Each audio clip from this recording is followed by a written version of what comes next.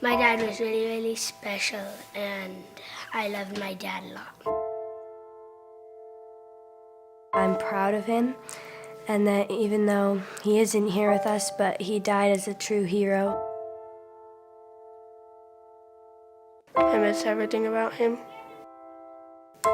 In the moment that the officers and I had to come see the children, my biggest reaction was, I don't have 7 arms. I have 7 children who just lost their father, and I don't have 7 arms to wrap around them. I'm Frank Silla, chairman of the Stephen Silla Tunnel to Towers Foundation. Our foundation is committed to delivering mortgage-free homes for Gold Star families and fallen first responder families. To not have to worry financially is a huge peace of mind. The thought of, what in the world will I possibly do to pay the bills? How will I possibly let the children have a life that feels normal? I don't want them to have to quit their piano lessons or their basketball. I don't want them to feel that we have to move into a little apartment and struggle financially in addition to the emotional weight. There are over 1,000 families that need our help. Tunnel to Towers is honoring those heroes that risk their lives by providing them with mortgage-free homes. Those who serve us and then lay down their lives protecting our freedoms and our safety, the least we can do is $11 a month to give them that peace of always knowing there's a home, there's that sanctuary when life feels like it's been tipped upside down, because it has, when you lose a parent in the line of duty, to know you can go home, you can be safe, there's no risk of losing your home. That's a peace of mind that I can't believe you can get for $11 a month. I'd like to ask you to contribute $11 a month to support their efforts. Please donate $11 a month by calling 1-844-BRAVEST or visit tunneltotowers.org.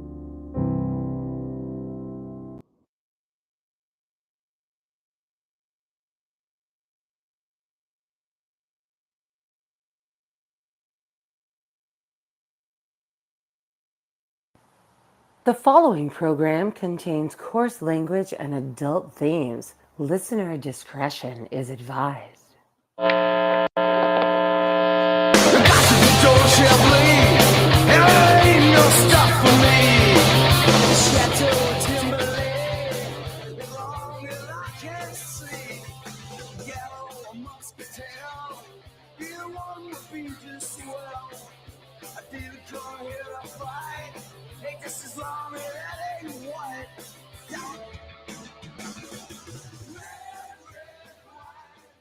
Good evening, everybody. How are we doing? Diana, you on? I'm here. And how about our executive producer, Rowdy Rick Robinson? New phone. He's Who dis? No, I'm somewhere. just playing. I'm here. No, I'm here. I'm here. Who dat? All right, so this is new to us, and we're going to allow our boss to tell you kind of what's going on tonight and what the plan is. So what the plan is since we figured the Trump Musk Spaces is probably going to suck up most of the oxygen on the internet, we're going to sneak in for y'all as soon as it actually launches, because so far it hasn't yet. So what we're going to do, I was hoping it was going to be a video thing. It's not, because that would have been really cool. But it's just going to be a Spaces. So I've already got it set. So as soon as it turns into something where we can actually join it, I will be joining it, and then we will be simulcasting the Spaces directly into our system so that you guys should hopefully be able to hear it. And great, so that should go right to our Double D page, right, Rick? Yeah, so right now what should happen, and that's actually, if you check, you should be live over there now if we did everything right. Yeah, I don't see it. I don't see anything live on the page right now. Hang on, let me go look. Okay. So, Di, how have you been? I've been just crazy, but I am so looking forward to a week, almost 2 weeks from today, when Daryl and Diane are going to You're live. We're live. Woo! We're going to take you Patty guys Hunk by storm. already have 2 people. You guys have already 2 people watching on your Facebook page, so you're live right now. So, hi to Diane and Darylyn's Facebook. Hi, everybody. I don't see it. Well, you don't have to see it. They just have to hear us. I'm looking at it right now. Yeah. See, look. Hang on. See, Let me make this easy. All right. Just see. Okay. We're gonna do this. So it's gonna be a little weird for the folks. It's gonna be a little weird for the folks listening on audio for a second. is just to show them that it's working. It's working. It is. It is. Yay! Oh, look, there's our boss, man. Oh man, hold on, let me check because That was like a quick performance, really fast. oh my goodness. Okay. So anyway, I was trying to show you guys that it was working, but in between you guys laughing and it being 3 times in my ears, I was getting really confused. So anyway. I saw you. I did see you. Yeah, no, I go on camera all the time anymore. I don't care. I just, a lot of people don't want to be on camera, so I just usually leave mine off unless Well, I know if other you people look are like gonna use I looked right at this very minute, you would understand. it. You can see my I face was- right now. I You don't have have zero my room to face talk. on. I mean, it's like in You- pajamas. You can see my face right now. You have zero room to talk. Oh, stop. I'm just saying. Zero room to talk. There I mean, we are. Daryl and I think we're gonna try to do some pop-up shows from Cuddy Hunk when we're down there. If we can Yep. figure that out. And We're definitely gonna do that. oh yeah, it's gonna be fun. Now the question might be whether or not, we're enjoying ourselves during the day. Well. When has that stopped us? Well, the only difference between, the days of old when you could just wake up in the morning and start all over again, it's like a 1 week recovery time. Yeah. I remember those when I was 19. Yes. Well, you were with me when you were 19. We were I know. how many times? Oh God. But it's been a crazy week. I mean, I've been on a rant on Twitter about Kamala. And I started this hashtag. It was Kamala Waltz slogans or campaign slogan. And I had one as the less you know. I had a few ones that I probably shouldn't put on air. Well, one had a picture of, high heels in the up position. Heels up. Yep. What I want to but know I is, mean, like, don't you vet these candidates? I mean, how do you get Waltz and he's already lying about his military experience? I mean, you know that. You Come were in on. the Air and Army National Guard. You know You know about what you how that did and what you works. didn't do. Yeah, and Yes. how about they posted a picture and said it was Fallujah when I think Oh, it was during the riots. It might have even been Minnesota. I'm like, come on.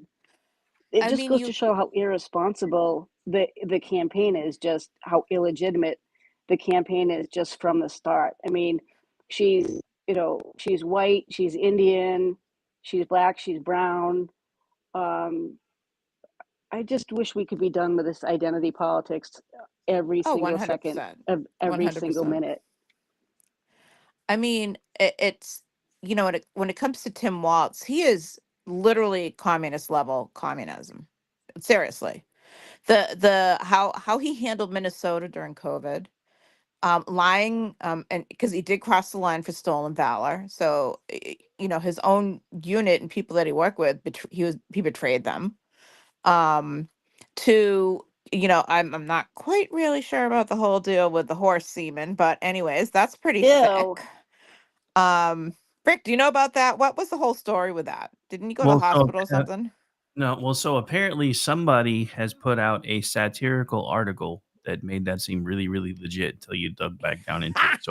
So apparently it's a hoax, but it didn't stop me from. Hang on, this is a good chance to plug it since we're still waiting on everything else because apparently there's so many people in the space you can't get there right now. But it didn't stop me from taking advantage of our new store and doing this. Oh no. Just say nay to Harris Walls. Get them while you can. Oh man. And then someone said Isn't that it sweet that we have a store? I know. But then Waltz was, David Hogg, who I just can't stand more than anything. He is such a putz, right? He really is. He's the one that wasn't even in the building, or maybe he was, not even on the floor where, unfortunately, the Parkland students were killed. Took full advantage of the situation, got a free ticket to Harvard, and the kid's dumb as a stump because he can't spell for crap. But he's like, you know, saying that Waltz is like the best thing on the planet. So, obviously he was part of the white men for Kamala or white men for Harris or whatever you want to call it. It was literally the Brokebacks for lamest Harris thing. is what I call them. Well, I mean, he's like, look at all the accomplishments, Waltz did. I'm like, what? Putting tampons in the a men's room or the boys' room? Really? I Yeah, when mean, they probably seriously, didn't have tampons in the girls' room to start with. probably Anyways, not. And he's the one that I that just was making it a sanctuary state for gender, gender transitions for kids. And it's appalling. I mean, the guy is, for me, probably the best pick she could have had because he's the easiest to criticize. you I mean, when you think about it, I think? mean, Well, do how you much think time did Gavin she Newsom really have feels? to vet? Gavin Newsom turned it down. So didn't the Cruella DeVille of Michigan. She turned it down, Whitmer. Um, Wow, the North Carolina Cooper, he turned it down and removed his name. I mean, would you really want to be her running mate? No. They no, look like a but bunch of giggling fools. you know, but I'm And surprised that Gavin Newsom passed it. Turned it down because he seems like the most desperate of all candidates. But what that says is he doesn't believe, in my opinion, like he doesn't believe that she she can can win. pull it off. He's believing she can't win, and he's going to put all his eggs in the basket for 2028. And good luck with that. When you had Walt make fun of Vance, his comment getting off the couch because of whatever that stupid couch thing was, and then make a comment about his record as a Marine. It's like, really? It's That's when amazing that it. people believe in this. And here's the thing that's really disturbing, and I'm sure our boss has seen tons of it. When you look at the audiences that they're showing, okay, it is. I don't care what anybody says if they try and claim, oh, they're making it up that it's AI generated. No, it's not, because I blew up the pictures and the faces. And unless people sit there and look like mutants out of Star Trek, they're not real people, because that's what happened when you blew the picture up. If you look at the faces, they have one face, Right. and there was literally 16 different people in that background that shared the identical face with this one particular guy, except is the further back in the rows that you went, the more distorted the pictures and the faces became of this one individual. And that's how they were doing this. Because I'm like, I'm It's like, this the is whole campaign, weird. though. Like, if you're gonna attack someone, I mean, it seems very juvenile to me to say JD Vance is weird. I mean, that seems to me someone who's running for, freshman class president would make fun of the other person and say, so and so is weird. I mean, it's juvenile, it's silly. I mean, the latest for It's Trump just is, it's an irrelevant. well, they're having a fit now because they said Trump called, supposedly, because two anonymous sources said this, that Trump in a private conversation called Kamala a name. He called her a bitch. That's nothing. I've called her a bitch. If he Yeah, did, and who who cares? who hasn't called her a bitch? Yeah, but even if he has, who cares? She is a bitch. She really is. You know what I mean? It's like there's a um bitch and there's a bitch. sorry, this is now contractually required because it's one of the few impressions that I can do. Kamala is a bitch. She's a big fat bitch. She's the biggest bitch in the whole wide world. From Cartman.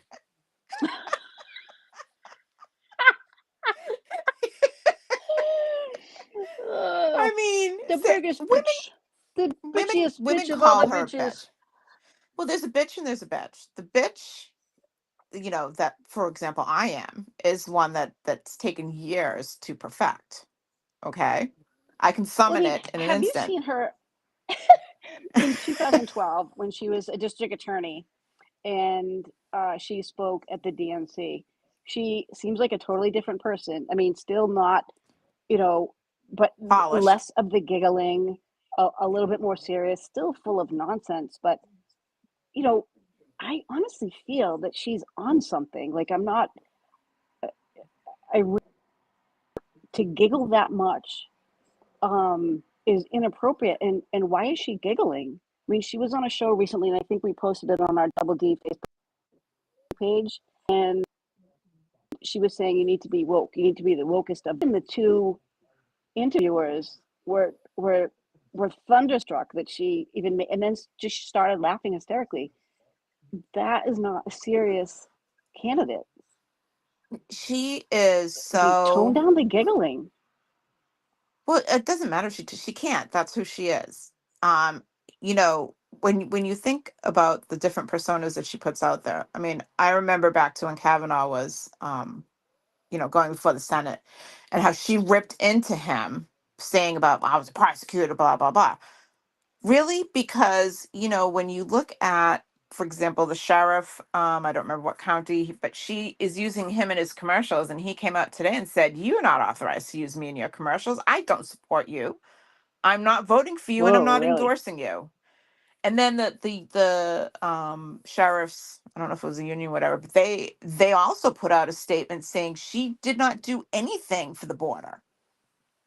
She's trying to run on all these records. And then today you have the whatever her face is at the White House saying that there was no daylight between Kamala Harris and Biden. Now, do you think Biden wanted to say that just to give Kamala that little like stab in the back jab? Because when you say there's no daylight between the two of them, you're saying their priorities aligned the entire time. She cannot come out now and try and say, oh, we're going to sit there and take care and repeal that tips for the service workers and all that stuff. You are the deciding vote, lady.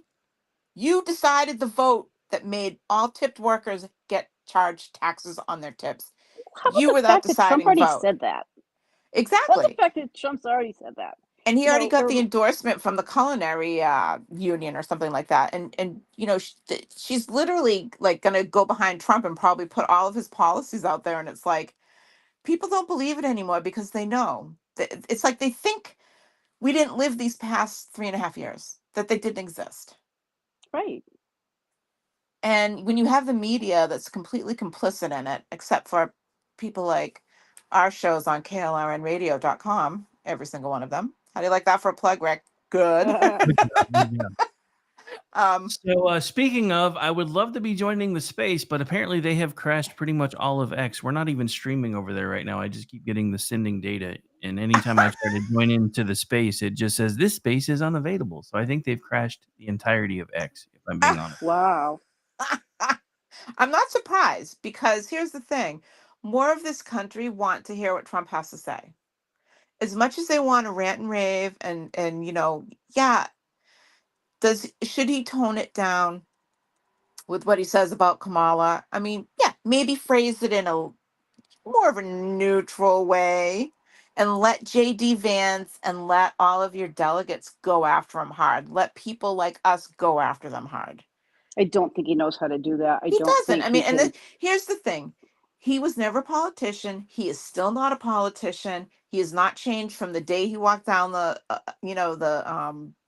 escalator and went and did his first debate where he literally was calling people crybabies and all that stuff. He has not changed since day one. Who has? Kamala, who did so horrible during her debate when Tulsi Gabbard went after her that she literally disappeared from New Hampshire in the middle of the night again, kind of like Biden did, and went home to California and dropped out. And then that's when they said, oh, we want Kamala, who called Joe Biden a racist, by the way, when she was running for president, to be vice president. I mean, there's affirmative action right there. I mean, he said, I'm going to have a black woman for vice president. Was she Yeah, I qualified? mean, No, I she just was not think qualified. I just think it's so insulting to anyone to say, I want a one-legged whatever, or, you Yeah, know, I want does a anybody go cross to dresser to or the dog pound and say, hey, I give me a blind dog. I only want a blind dog. Never mind an old dog or a dog that needs, assistance or whatever. It's so myopic when you're not even considering anyone's background qualifications or their experience. And I would be insulted if someone said, it's worked before. Oh, we need a woman for as a colonel of the state police. Well, that didn't work twice. No. You know So, what's concerning is to me with what's going on right now in the Middle East. Do you feel even remotely comfortable knowing that at any time Iran could attack Israel? In addition to, it could be a multifaceted attack. And we hear that defense secretary sent a submarine over as well as the ships for the US. So we're on the brink right now of World War III, potentially. Do you feel comfortable knowing that you have someone like Biden that's in office who doesn't know his ass from his elbow because he doesn't even know what he ate for dinner, and knowing that the second in command is Kamala Harris? I don't know about and you, but that scares the piss out of me. well, the fact that she doesn't support Israel, the fact that she kind of snubbed Netanyahu, I just believe that we are supposed to, like, especially when we talk about inclusion and diversity and all that kind of thing, like, what diversity means, honestly, is to listen to people that you normally wouldn't listen to and to contemplate that information generously. That's what it means. And when members of Congress, snubbed Netanyahu and wouldn't go listen to his talk, what does that say? Like, how open are you really to listening to other people, to other world leaders? You're not. I mean, When you snub them here's like that, it's just, the only democracy in the Middle East right now is Israel. That's it. If Israel goes, there will be no but democracy in the Middle East. well, and people don't And understand too that if Israel goes, then Germany's affected, the United States is affected, trade is affected. There's so many other countries that are affected, not just not just Israel. It gives power to all those countries that are surrounding it the fact if that they understand that the United States isn't going to, be an ally. and we find out that in Chicago they gave the protesters for pro-Palestinian protesters permits to protest, yet they didn't give pro-Israeli groups that applied for the permits. They were denied. So where is the freedom to protest in this country if we have people that are deliberately shutting them down? The pro-Palestinian groups, which of course are paid agitators, probably funded through Obama's coalitions, is what I'm pretty sure. I haven't really traced it back, but that's what I suspect. They are putting an ultimatum on Kamala where they're like, you either sit there and demand the ceasefire, or you're not going to get our votes. We're not going to get the college kids the votes. And the Hamas walked away from any type of ceasefire. It's not going to happen because Well, Hamas they, doesn't want a ceasefire. exactly that's what people, I think, they don't understand is they're not looking for a ceasefire. They want to eliminate Jews, period. They're not looking for any kind of reconciliation. They're not looking for a peace agreement. Nope. They just want all Jews dead. And when I said that to a group, I think when we had my friend from college, Delete, she lives in Israel. We went to study the engineering together at UMass Lowell, or it was actually ULO at the time. And people were saying, well, Jews here don't care about Jews there. And I was like, wait a second. This was coming from a Falmouth group. And I said, do you not think that Jews there, once they're done killing them, that they're going to come here and kill the Jews here? So it's not just those Jews, or those Jews, it's all Jews. Iran's been threatening revenge, for killing the Hamas leader when he was killed in Tehran. So, like, an attack in Israel is pretty much, imminent. And you have all the, but here's the parallel. All right. You have people that will fly from the US, from all over the world, actually, to protect Israel. And it used to be easy before to get people to join, the armed forces here in the U.S., whatever. But the it's down, to be able to get people that want to join now because the woke ideology is infested in the troops.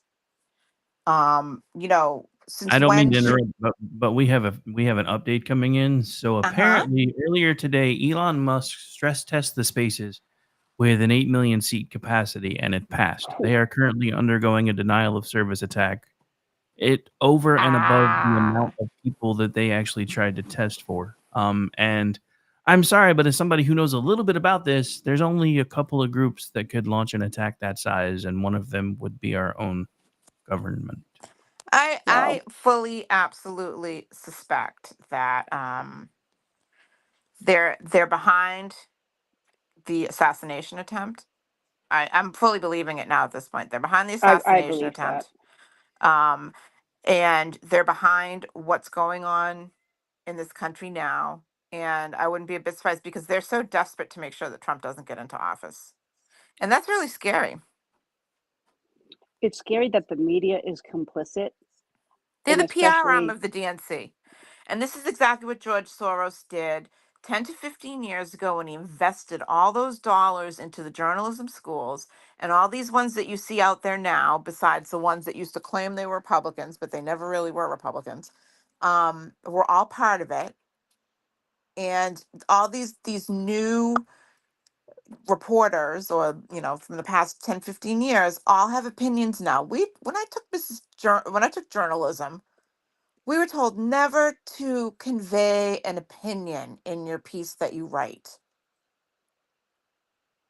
Stay to the facts. And now all of a sudden we have all these people that are writing all these opinions, and it's ridiculous. I'm on a rant. well, Can you tell? there's nothing that's factual anymore, and actually, people are, I find that they're turned off by the truth. They think the truth is offensive, and just look into it. If someone says something to you, like, is that the first thing you should be you thinking of is who benefits from it? We got it. Why are they saying it? We got it. They're not Are we doing in? anything yet, but we're in. So hang on. I know Oh, all I'm hearing is music. I think they restarted. Elon I Musk is can't believe probably like like, Trump cut this crashed the up. internet, right? He's crashed it before, I think. Yeah. I think so. my cat's trying to beat down the door to get in here. Oh my gosh. I know. Um, so we're still trying to get into the space. It shows Yeah. I'm in it, but all I'm hearing is music.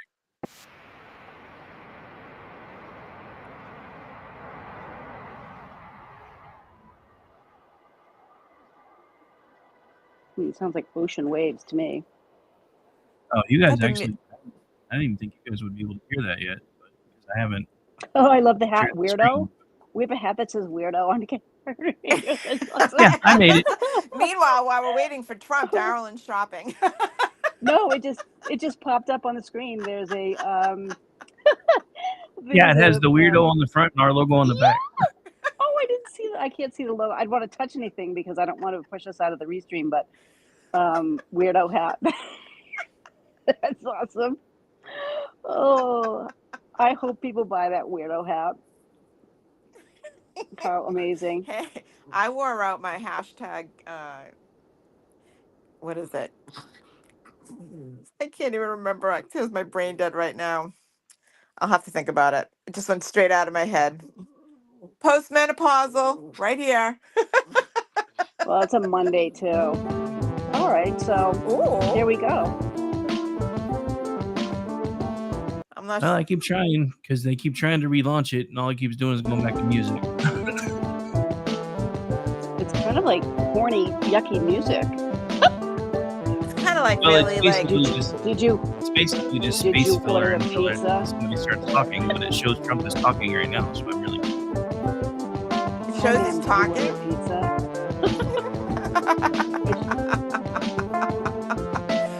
Maybe it's some super secret code that Trump is talking and it's this music and we just have to get like one of those decipher things. Well, I'm so happy that Caroline Levitt is the speaker, and I can't wait until Kayleigh McInerney kind of jumps back into the scene. She was always really good. I really enjoyed her. I think Caroline Levitt is doing a great job. Yes. All right, so I'm gonna make that go away for a second and just keep randomly checking back and seeing if I hear voices instead of music, because that's me nuts. Yeah, it's not my typical type of music I'd like. I mean, if it was AC/DC, I'd be great.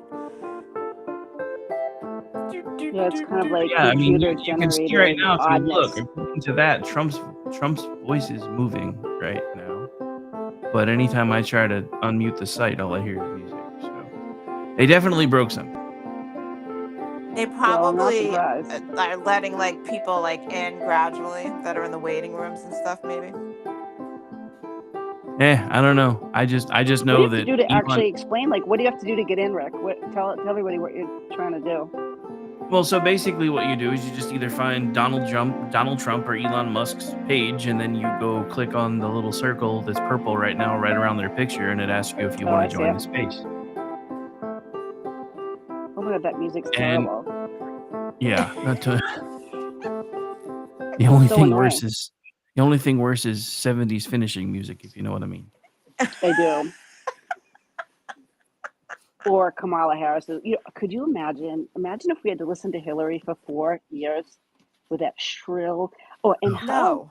how out of sorts do you think Hillary is? Well, here's the thing, right? Joe Biden became president, and she like trounced him. I mean, they like. I mean, he's lost every single election he tried to get into before this one, and he ends up being president. That had to have killed her. Unfortunately, it didn't. But I shouldn't Yeah. say that Well, I'm going to hell. But Oh, and my shirt was "fuck Kamala Harris." It doesn't say that. It's FKH, and I wore it out in public, and everybody was like, "Oh my God, where did you get that?" um, it just like does it like it kind of like for someone who has had a career based in facts for 25 years and was in the military and that whole 9 yards and thinks analytically. I studied engineering. It still amazes me that some people will say, oh, but he has such a nice smile, he's a nice guy, I'm going to vote for him, or she's this or she's that, without any factual basis to on policy or on past record, on the credibility of the person themselves, and the And I fact think, that we had Biden installed and now Kamala installed. Like, are people really thinking like, how wow, can this they person could think? lead the country? And then you get, from the state of Pennsylvania saying we probably won't have the election results on election night. Really? Yeah, you will. Just letting people know. Like, And so already? already they were saying that, and it's like, give Right. me a break. First of all, at least the judge, put in there that they're not counting anything that comes in except for military. What it has to be by that postmark date, where before they let them come in even if it wasn't postmarked by the correct date, whatever.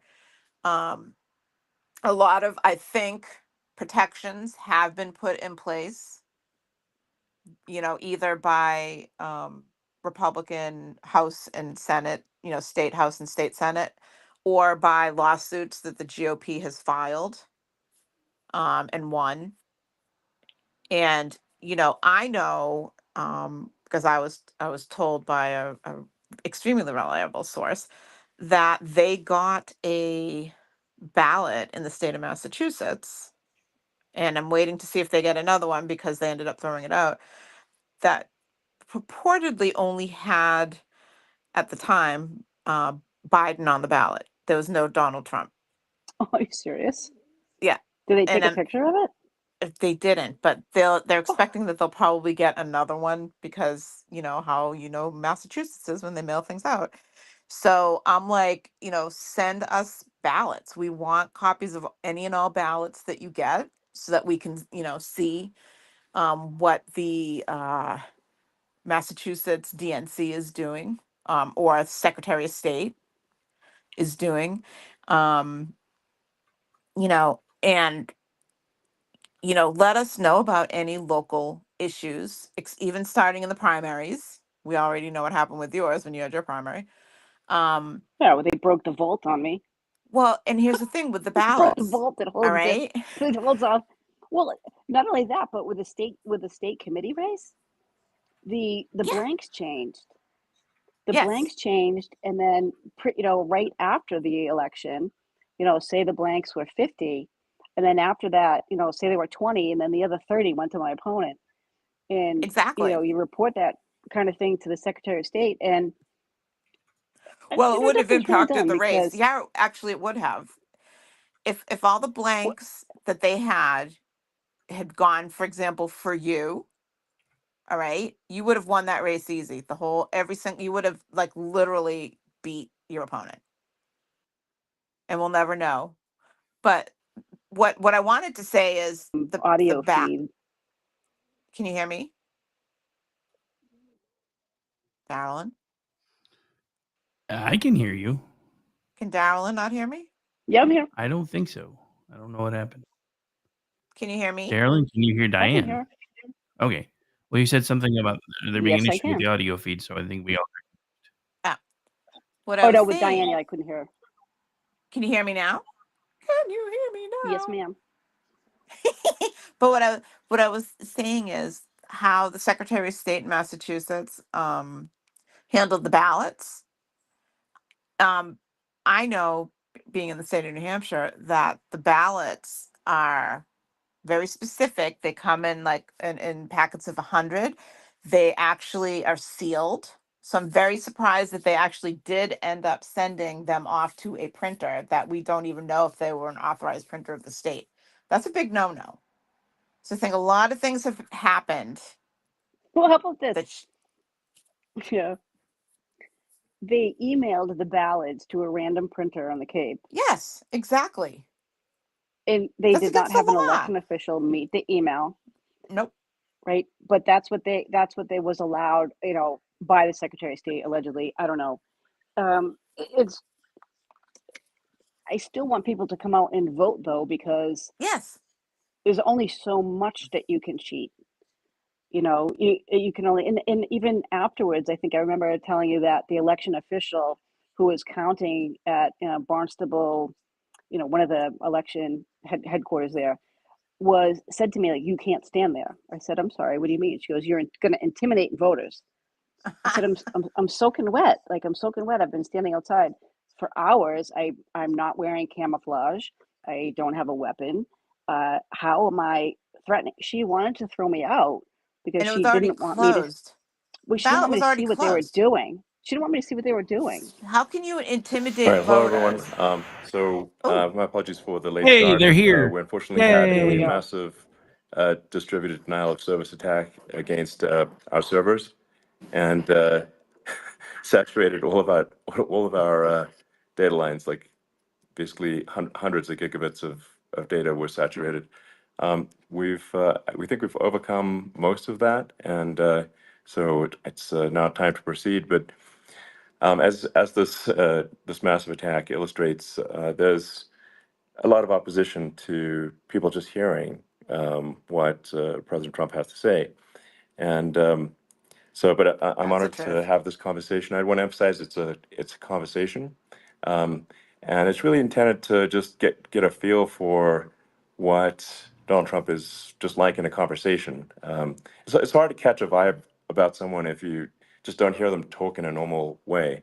And when there's an adversarial interview, like no one's themselves in an adversarial interview. And this is really aimed at kind of open-minded, independent voters who are just trying to make up their mind. Uh, and so you can understand, like, what is what is it just like to have a conversation? So um, honored to Donald, great to speak. We had a great conversation yesterday. As you mentioned yesterday, if we could just record that conversation and post it, it would have been excellent. And I hope we can have something like that today. Well, I think we will. I'm pretty sure we will. And congratulations, because I see you broke every record in the book with so many millions of people, and it's an honor. We view that as an honor. And then you do want silencing of certain voices. Usually, those are voices that have something to say that are constructive, oftentimes constructive. And Yeah. so we have to consider it an honor. But congratulations on breaking every record in the book tonight. That's great. Well, thank you. Well, I mean, maybe we could start off with, I mean, the assassination attempt, which was an incredible thing. And I have to say that, Why did they use your incredible? actions after that assassination attempt were inspiring. Um, you, instead of shying away from things, instead of ducking down, you were pumping your fist in the air and saying, fight, fight, fight. And I think that's, I mean, the president of the United States represents America, and I think that is America. That is strength under fire, and so that's a big a part of the reason why I was excited to endorse you as the president of the United States for having another term here is that was just incredibly inspiring. But I mean, what was it like for you? Not pleasant, I have to Not be honest. pleasant. I That's what I said was there was thinking. blood. I being had being How was shot is being blood. not I shot? didn't much know I had. fun. Oh, it wasn't I fun. didn't know I had that much blood. The doctors later What a told me that question. the ear is a place that is a Maybe very not the way bloody I'd phrase place it. if you're going to get hit. But in this case, it was probably the best alternative you could even think about because it went at the right angle, and it was a hard hit. It was very, I guess you would say surreal, but it wasn't surreal. I was telling somebody you have instances like this, or like a lot less than this, where you feel it's a surreal situation, and I never felt that way. I knew immediately that it was a bullet. I knew immediately that it was at the ear, Yeah, and because it hit very hard, but hit the ear. And I also heard people shout, "Bullets, bullets!" Get down, because I moved down pretty nicely, pretty quickly, and we had bullets flying right over my head after I went down. So I'm glad I went down. The bigger miracle was that I was looking in the exact direction of the shooter, and so it hit me at an angle that was far less destructive than any other angle. So that was the miracle. That was yeah. for those Split people that second. don't believe in God. I think we got to all start thinking about that. You have to, Amen. I'm a believer now. I'm more of a believer, I think, and a lot of people have said that to me. A lot of great people have said that to me, actually. But it was amazing that I happened to be turned just at that perfect Yeah. angle, and all because I put down a chart on immigration that showed that the numbers were so great. I love that chart I even mean, more maybe it's now a that I sign. open it. Maybe Yeah, that's a it's sign.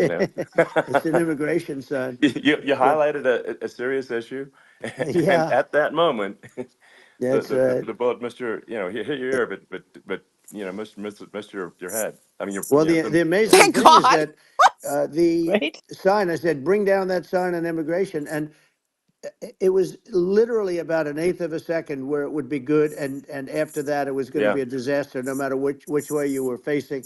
But it just had that perfect angle, which was yeah, exactly at this shooter. Very sad situation. Such a sad situation. As you know, we lost somebody that was great, Corey, yeah, who, a firefighter, a great gentleman, a great trumper.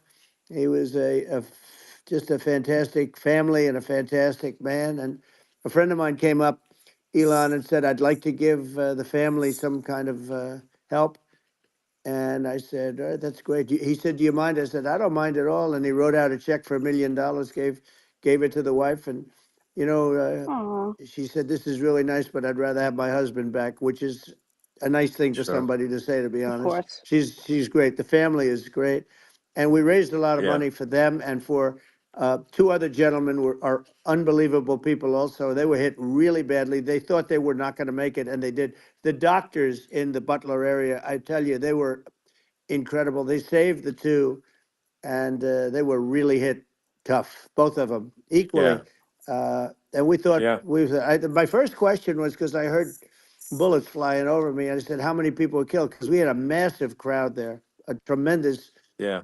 thousands and thousands of people, and there was no land. I mean, it was all people. So I said, "How many people have been killed?" Because I knew there were other shots being fired, Sure. and they said, "We don't know yet, but some people have been badly hurt." And I have to give the Secret Service sniper, they call him, or sharpshooter, but sniper, Yeah. because he didn't know there was a problem. He's an extraordinary shot, obviously, and he didn't know there was a problem. And he was Yeah. able to pick it all out within 5 seconds. And he used one bullet from very far away, I guess probably about 400 yards.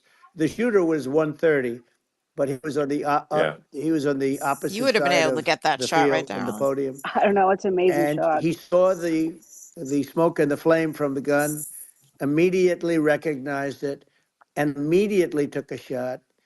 And it was one perfect shot from very far away. And if he didn't do Yeah. that, Elon, he would have. I mean, if he would have, a lot of people, a lot more people could have Sure. been badly hurt and killed. So Yeah. I have to Absolutely. take my hat off to him because that's also a surreal. You know, he's been with them for 23 years, and Yeah. he's never had anything like this. And all of a sudden, he has to act, and it's a very tough thing to Sure. act and to be shooting somebody. But he saw the gun, saw They the train smoke, like saw that, the I'm sure. flame from the gun, very far away. I obviously has very good eyes. He's got very good vision, which assume you have Yeah. to have in Well, that scope, And a particular right? scope. work. I But hope so. he took Absolutely. aim very quickly, and it was they say it was approximately 5 seconds from long range, Yeah. one bullet. If that didn't happen, Yeah. because the shooter had a lot of bullets, he had a lot of I was cartridges Sure. impressed with the with crowd him, with the fact so that they stood it would Well, have up and been they very. weren't leaving. They didn't move. that's They didn't clearly run. he was very competent in taking that shot Thank to God stop they all got their cameras out because the we never would attempted have found out what assassination. happened if they didn't. But I mean, there does seem to be, I mean, some pretty significant Why failings did it take so long? elsewhere in the system. Like, there's just no way that, like, how on earth does a shooter get on a roof 130 yards away? That seems crazy. I think most people people are wondering how on earth could such a thing happen? Well, I view it as two ways. There should have been nobody on the roof. There were people, Yeah. because there were so many tens of thousands of people there. There were people that were seeing him, and there was one woman with a red shirt and Right. Trump all over I it, saw and the videos. she's screaming. That guy's got a gun. You saw it probably. Yeah, yeah, There's yeah. a No, I guy saw up the there videos. with a I gun. mean, So. it's like I guess, I mean, for my part, and I think probably many members of the public are wondering how the heck are, you know, basically people wondering by it, pointing out there's a guy on the roof with a gun, Yeah. and they're seeing it, but somehow it's not being addressed. That does seem Yeah, crazy. well, they're going to learn from this. The communication between the local police, who sort of had an idea, and then ultimately a man lifted himself up to the roof, could barely do it because he was pulling himself up, and Yeah, he saw the man with the gun. The man with the gun pointed the gun at him. He thought he was probably going to get shot, but he was like pulling himself up, and because of that, he couldn't get to his gun, and he fell down. Actually, very badly hurt his leg, his ankle. I hear very badly, okay, but he fell down, and he Diane, did. he hurt From his what I ankle. understand, he did He say was there's a protecting the guy up president. there with a gun, and the shooting started very quickly after that. I think it forced the shooter to go maybe quicker. He was supposed to be a very good shot. yeah, My sons, Don and Eric, they can't believe what happened, but they said from 130 yards, a bad shot would hit that target almost every time. They said it's like in golf, yeah, sinking a 2-foot putt. yeah. It's not a tough No, shot. it's not a Um, long shot. The Secret Service person had the long shot. He had triple the yeah, distance actually. So it was a terrible thing. Look, it's hard. I have to say this about the Secret Service. When I went down, and I went down based on, I think, they're screaming, but other people also, because people saw this happen. You had so many people. One of the miracles was that nobody ran. I mean, if a gun goes off, the crowd yeah, control people showed us this. When guns go off, and it does happen in stadiums at a soccer match or some kind of a match, everybody flees. They call it a stampede, like cattle. But everybody, and a lot of Yeah. people get killed with those stampedes. We had Sure. more people than you'd have at, some of these matches or these games, and nobody left. You had a small group behind us in the grandstand, and that was full. And you look at it as it was taking place, and normally they'd be running. They didn't leave. They saw that I was hurt. They saw a lot of blood, and they saw that I went down, and it's almost like they wanted to be with me. Well, out front, you had thousands, tens of thousands of people. As far as the eye could see, you had people in Butler, as far as the eye could see, and Yeah. and a lot of press too. There was, many cameras on watching this. It's what makes it so different, because normally things happen that aren't good, but you never have a picture of it. Here we have all these cameras shooting it. So, Yeah. sort of amazing. But one of the interesting things was that you didn't have anybody flee. You didn't have anybody stampede. Sure. Nobody. And there were some people behind me. They stood up and they're looking like, I mean, I'll tell you, Yeah. you Yeah. want to have them in a foxhole with you. I want to meet some of those people, Sure. because Sure. it's so different from what you heard. But so, so I was down. But the Secret Service Yeah. guys, there were bullets flying right over my head. You could hear them go whizzing, Yeah. and these guys came jumping on top of me, and a young lady, Kate, uh, would jump. They moved so fast, and let me tell you, that took tremendous courage. Now there was a lack of coordination. There was, obviously everybody understands that that building should have been covered, and Yeah, yeah. I mean, that was I the think big that thing. I mean, looking at the aerial views, that building would be like the number one spot for a sniper. I mean, it's like the if you were to pick like what is the favorite place, what if you so if the goal is to assassinate, what's your favorite spot? That building, the You're roof of right. that building would be number one. That would have been the spot. It's like you can ask for a better No, location. It's like number no, that one. would have been the spot. Um, You know what people think yeah, is when the local policeman, who, by the way, he really he did what he was supposed to do. He couldn't hold on any longer. And then when he got yeah, his head just peeking above, this guy standing there with a gun at his head. And when he fell down, again, hurt his ankle very badly, but he was making the calls. But what happened is the firing took place very soon. So what they yeah, think is that this guy ran to his site, which he had all planned out with the gun. He ran to the site and he started shooting fast, and maybe that's why he sort of missed. I mean, he uh, yeah. But he as you got said, me, he but would have hit. it I mean, could have been a much yeah. bigger problem. He- But he totally would have hit if you hadn't turned your head. So like there was it was a very near It thing. was a So miracle. If I hadn't um, turned my head, yeah, I would not be talking to you right now. As much as I like you, exactly. I would not. Yeah, I would well, not be talking to you. maybe talking to me from another realm, perhaps. Yeah, that's Um, right. We'd be talking from a so different place. But it was a very terrible experience. The Butler Hospital, they did such a great job. The doctors were so good. Everybody was so good. There was a mistake. If somebody knew, because people were hearing that, there was just a bad feeling that there was somebody was around. You know that story now. It's been pretty yeah, well. yeah, And yeah, if somebody could have said, because they've oftentimes said, like there'd be a lightning storm or something, because I've done, I think, over 300. I think I did a lot more than that, but we did a lot. And oftentimes they'll say, sir, could you wait 10 minutes, please? Sir, could you wait 20 minutes? There's a storm overhead or lightning or something, right? And yeah, that happens yeah, often. And this would have been a perfect time for that to have happened, but it yeah. didn't get coordinated. That was the problem. Well, it was your I think your actions in the heat of fire, and like what I find admirable there was that you can't fake bravery under such circumstances. The courage is instinctual or it is not. It's not a rehearsed action. And so I just want to say that I think a lot of people admire your courage under fire there. And Well, yeah, so 100%. thank you very yeah, much. I appreciate it. I didn't think of it. I just wanted to get up and I wanted to stand up. I wanted to let people know, I felt I was good when they were on top of me, covering me, actually, very much covering me, and very bravely. But I wanted to get up. I said, I want to get up. And they wanted, they have everything there. They have they wanted stretcher. I didn't like the stretcher, and I knew I was hit in the ear, but I knew I wasn't hit anywhere else. They felt I was hit someplace else Yeah. because it was such a lot of blood, and they were sure that I was hit someplace else. And they were saying, "Sir, you were hitting more than the ear." I said, "Nope, I was hit in the ear. I want to get up.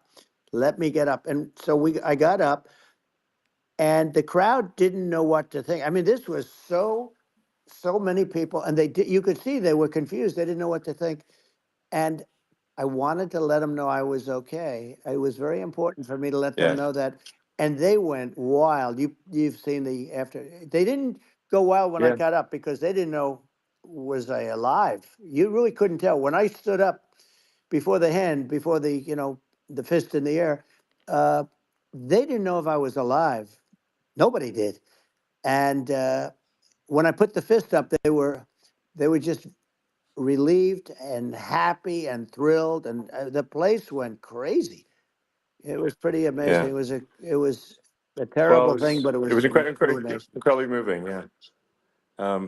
Well, and I mean, speaking of the sort of slide that got you to turn that saved your life really was the illegal immigration Right. slide. Maybe this That's right. maybe this is worth talking about that It since was. It was. that slide You're saved your right. life No, basically. the illegal immigration saved my life. You're right, but and I I had to know be at that's that the. exact angle. I mean that's a great one. Saved by illegal You know, immigration. the incredible 100%. thing though, when you talk about the odds, you had to be exactly at that angle. But the incredible Yeah. thing is that the chart, I used it less than 20% of the time. It was just a moment. Yeah.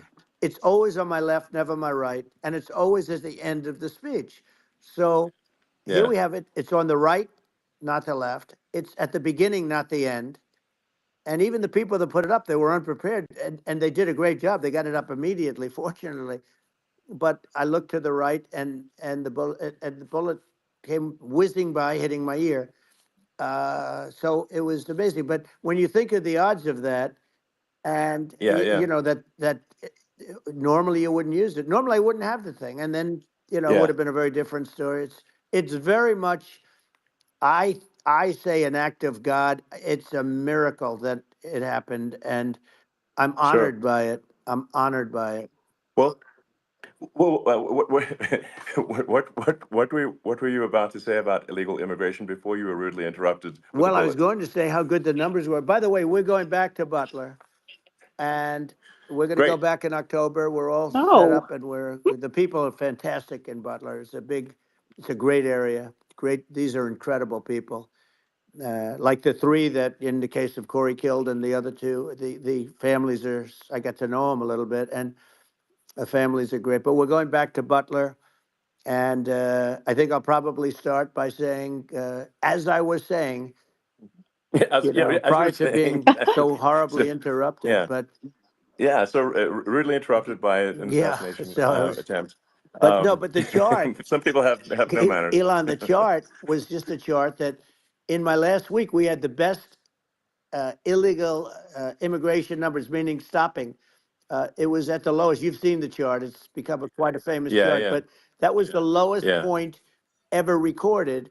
It was a really, I mean, I was very proud of those numbers. And then you see what happened with these people, Kamala and Joe. You see what happened. They just let it go. I had remain in Mexico policies. I had all these different policies that was so good. Uh, Guys like Tom Homan and Brandon Judd from Border Patrol. These are all people that they've been on television. They says the best numbers we've ever had. We had so many different checks, catch and release in Mexico, not the United. We had catch and release in the United States. We had it in Mexico. We had so many things. We had things where if many people come in there, they have contagious diseases. We had everything passed. If you have a contagious disease, I'm sorry, but we cannot allow you into the country. So we were setting Yeah. literally records, and all I was doing is showing that, and I use it sometimes, Sure. and in this case, I'm glad I used it. I can tell you that, but they were fantastic numbers. But I'm going to sleep with that chart always. I'll be sleeping with that chart. That chart was very important for a lot of reasons. Well, I mean, I mean, would it be accurate to say that you're supportive of legal immigration, but but we also need to shut down illegal immigration, and especially unvetted illegal Yes, immigration, because and that's not the same as saying that everyone who's an illegal immigrant is bad. In fact, I think most people who are illegal immigrants are actually good, but you can't tell the difference unless there's a solid vetting of who comes across the border. Does that accurately 100%. represent your position? I say it Okay. very simply. They have to come in legally. They have to be checked. Yeah. Because look, Kamala was the border czar. Now she's denying it. Everything that I do, she's Yeah. saying she was strong on the border. We're going to be strong. Well, she doesn't have to say it. She could close it up right now. They could do things right now. It's horrible. Uh, no tax on tips, and all of a sudden she's making a speech and there will be no tax on tips. I said that That's months what I ago. said. And by the way, they had just the opposite. They had not only tax on tips, but they hired 88,000 IRS agents, and many of them were assigned to go get waitresses and caddies and all of this on tips. They have a policy. They had a policy that they were really going to go after you and were really harassing people horribly. And then all of a sudden, for politics, she says, she comes out with what I said, which I think is terrible. And I think it's also hitting them very hard. These people are fake. Now they're also saying they did a good job on the border. We had the worst numbers in the history of the world, not of our country. There's never been a country in history that has had a catastrophe like this. We've had, I believe, and I think you believe this too, you hear 12 Yeah. million, 13. I believe it's over 20 million people came into our country, Yeah. many coming from jails, from prisons, from mental institutions, or a bigger version of that is Yeah. insane asylums, and many are terrorists. And I'll tell you what, they're coming not just from South America, they're coming from Africa, they're coming from all over the world. They're coming from Asia, they're Yeah. coming from the Middle East, they're coming from countries that are uh, stupidly and horribly bombing Israel October 7th. They're coming from all over the world. And you look at, it's so sad October 7th because it should have never happened. Yeah. It's so sad when Sure. you look at Ukraine. It should have never happened. We have a defective Yeah. government. These are defective people, and they're not people that should be running it. But where you see it the best is the border, because you have millions of people coming in a month, and then she gets up and she tries to pretend like she's going to do something. She had 3.5 years. And by the way, they have another 5 months that they can do something, but they Yeah. won't do anything. It's all talk. She's No. incompetent and he's incompetent. And frankly, I think that she's more incompetent than he is. And that's saying something because he's not too good. Yeah. No, I think it is essential to have a secure border. You're really not a country unless you have a Correct. secure border. And And uh, secure elections, you too. know, yeah, absolutely secure elections. And so it's just essential to have a real border, or we can't function as a country, and our service, our essential services are being overwhelmed in a lot of cities. Um, as we were talking about earlier, I think having a legal immigration process that is smooth and efficient and done well, and speaking as someone who is a legal immigrant, and I think I mean, like one way to think of it is, who do you want on your team? Who do you want on Team America?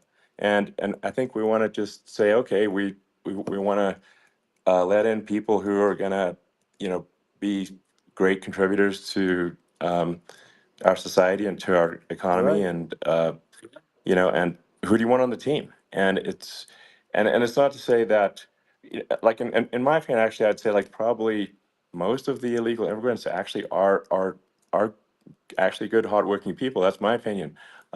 But some are not, and you just have this sort of adverse selection process where, if somebody's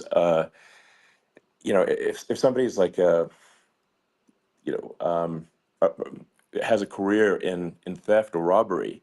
I don't understand what's taken them so long to get here, because we're in such a target-rich environment. Um, I mean, why aren't more people who have a career in, bad things coming here sooner? Because I mean, it's a piece of cake to go rob, houses in LA or New York, compared to other parts of the world. And in a lot of places in America, if you try to stop the person who's robbing you, you'll be arrested. Yeah. Yeah. So it's insane. It's right. I mean, what's happening with crime, and our police are so good, but they're not allowed to do their job. But I have to tell you, Elon, I They're hate not. to say it because it's such a downer to say it. I hate to say it. I hate it, but f- you have a lot of people that just shouldn't be. I think it's a much bigger number than you think. They're I allowing, think you're again, right. they're Yeah. allowing people from their jails. And if you were running one of these countries where they're coming from, you would have had all of them. As an example, Venezuela, their crime is down 72%. They're taking their drug dealers, they're taking, frankly, their prisoners, they're emptying out their prisons. They're taking their criminals, their murderers, their rapists, and they're Yeah. delivering them into But the. that's what Castro did Yeah, that. well, he did on a much smaller scale. Yeah. You know, it was a much smaller Yeah. scale. But this is a massive scale because this is being done worldwide. But here's what's happening: crime all over the world is down. And wait till you see the numbers that we have. You know, this is migrant crime. This is crime that's going to be. Yeah. And I saw it today in New York where somebody was knifed with raped the Knife. girlfriend of a man that stood there watching in New York in one of the shelters and started Sure. pulling out the knives, and bad things happened today. But this is happening every day. These are rough people. These are people that are in jail for Yeah. murder and all sorts of things, and they're releasing them into our country, and they're telling them, if you come back, we're going to kill you. We're going to give you the death penalty or kill you.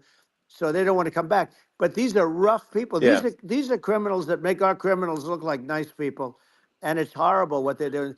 And she's in charge of it because now she's trying to say she Sure. had nothing to do with it, and she's such a liar because she was called the border czar the first day, and it was on the headlines of every newspaper. She's the border czar, and she never even went there. She went to one location which had nothing to do with where the problem is. She went in and out, I Right. guess, because she was getting a lot of pressure, Yeah. but Yeah. had nothing to do where the problem Yeah. is. But she was Well. the Well. border czar, and people Yeah. Yeah. can't allow them to get away with their disinformation campaign. Now she's trying to say that she wasn't. She wasn't really involved, and the whole thing is horrible. She was totally in charge. She could have shut the border down without him. He didn't know what he was doing anyway, so he wouldn't have even known Yeah. what happened. You could shut the border down, he Yeah. wouldn't even know the difference. But uh, the fact is that she was border czar. But if you don't have to call her Yes. that, the fact is you could just call her. She was in charge of the border, and the border was the worst Right. ever. It's simply not working. No, It's it's I mean horrible. whether it's a question of intention or competence, either way, we don't have a secure border, and we have people streaming over like it looks like a World War Z zombie apocalypse at times. And sometimes you got to sort of wonder, like, is it real or not? So because you see things, you're like, is it real? So I went to the border at Eagle Pass, and I saw for myself in Texas, and I was like, okay, it's real. I'm like seeing this in real time. I actually posted the video like just live. I just flew there one day and just to see, hey, is this made up or real? And I'm just seeing people stream across the border, and I have to say, at least the people that I saw did not look friendly. These So these are people people. can look at my video and say, hey, Yeah. these people look friendly. I don't look super friendly. So, These are people that um, Elon would not be the same man if he had to walk across the street and look these people in the eye. These are rough people. These are really rough people coming across. And I know rough people. And these are people that we don't want in our country. And the caravans are coming in and they're putting, and who's doing this are the heads of the countries. And you would be doing yeah, it, and so would I. And everyone would say, oh, what a terrible thing to say. The fact is, it's brilliant for them because they're taking all of their bad people, really bad people. And I hate to say this, the reason the numbers are much bigger than you would think is they're also taking their non-productive people. Now, these aren't people that will kill you. We have enough of them, but these are people that are non-productive. They are just not productive. I mean, for whatever reason, they're not yeah, yeah, workers or they don't want to work or whatever. And these countries are getting rid of non-productive people in the caravans in many cases, and they're also getting rid of their murderers and their drug dealers and the people that are yeah, really brutal people. And they're coming into our country yeah, at levels that have never been seen before. And I saw an ad just before I got on the air. I'm walking over here, and I saw an ad by Kamala saying how she is going to provide border security. Where has she been for 3.5 years? For 3.5 years, Yeah, no, no. we have 20 million people I poured think is in. It's a terrible Yeah, I thing. think this, frankly, I think this is a fundamental existential issue for the United States. And if we have another 4 more years of open borders, and it's going to be even worse with another 4 more years, it's going to be even worse than it's been for the past, 3.5 years. I'm not sure we've got a country You don't have left a country at that left. point. Elon, if they get in, you will have 50 to 60 million people from all over the world, not South America only. You know, we think of South America, we think of Honduras and El Salvador, Guatemala, and Mexico, you know, the four. But it's not that. It's everywhere. They're coming in from Yeah, everywhere. And I had to stay in Yeah, I think Mexico. this is a super important Yeah. point. Like people, it's like basically when I went down there, I was like, well, where are people from? It's like almost no one was from Mexico. To be No, clear, Mexico it's less, just less than the the border. others. It's just the border with Mexico. But the people coming in, it's Earth, the rest of Earth, and America is only about 4 or 5% of the population of Earth. It would only take a few percent of the rest of Earth to overwhelm everything in the We're U.S. already So overwhelmed, Elon. We're overwhelmed. You had to see the news tonight about New York. New York, and I love that place, and what they're doing to it is horrible, what they're doing to it. And all the courts do is they yeah, try and focus on Trump. Okay, let's focus on Trump, who did nothing wrong. I complain about a rigged election. Elon, what's happened is unbelievable. You have from Africa, from the Congo, they're coming from the Congo, and 22 people came in from the Congo recently, and they're murderers, and they're dropped. They drop them. They take them out of jails, which is very expensive, you know, to maintain the jails. Although they don't do too much maintaining, I can tell you. But they take them out of jails, prisons. They take them out, and they bring them to the United States.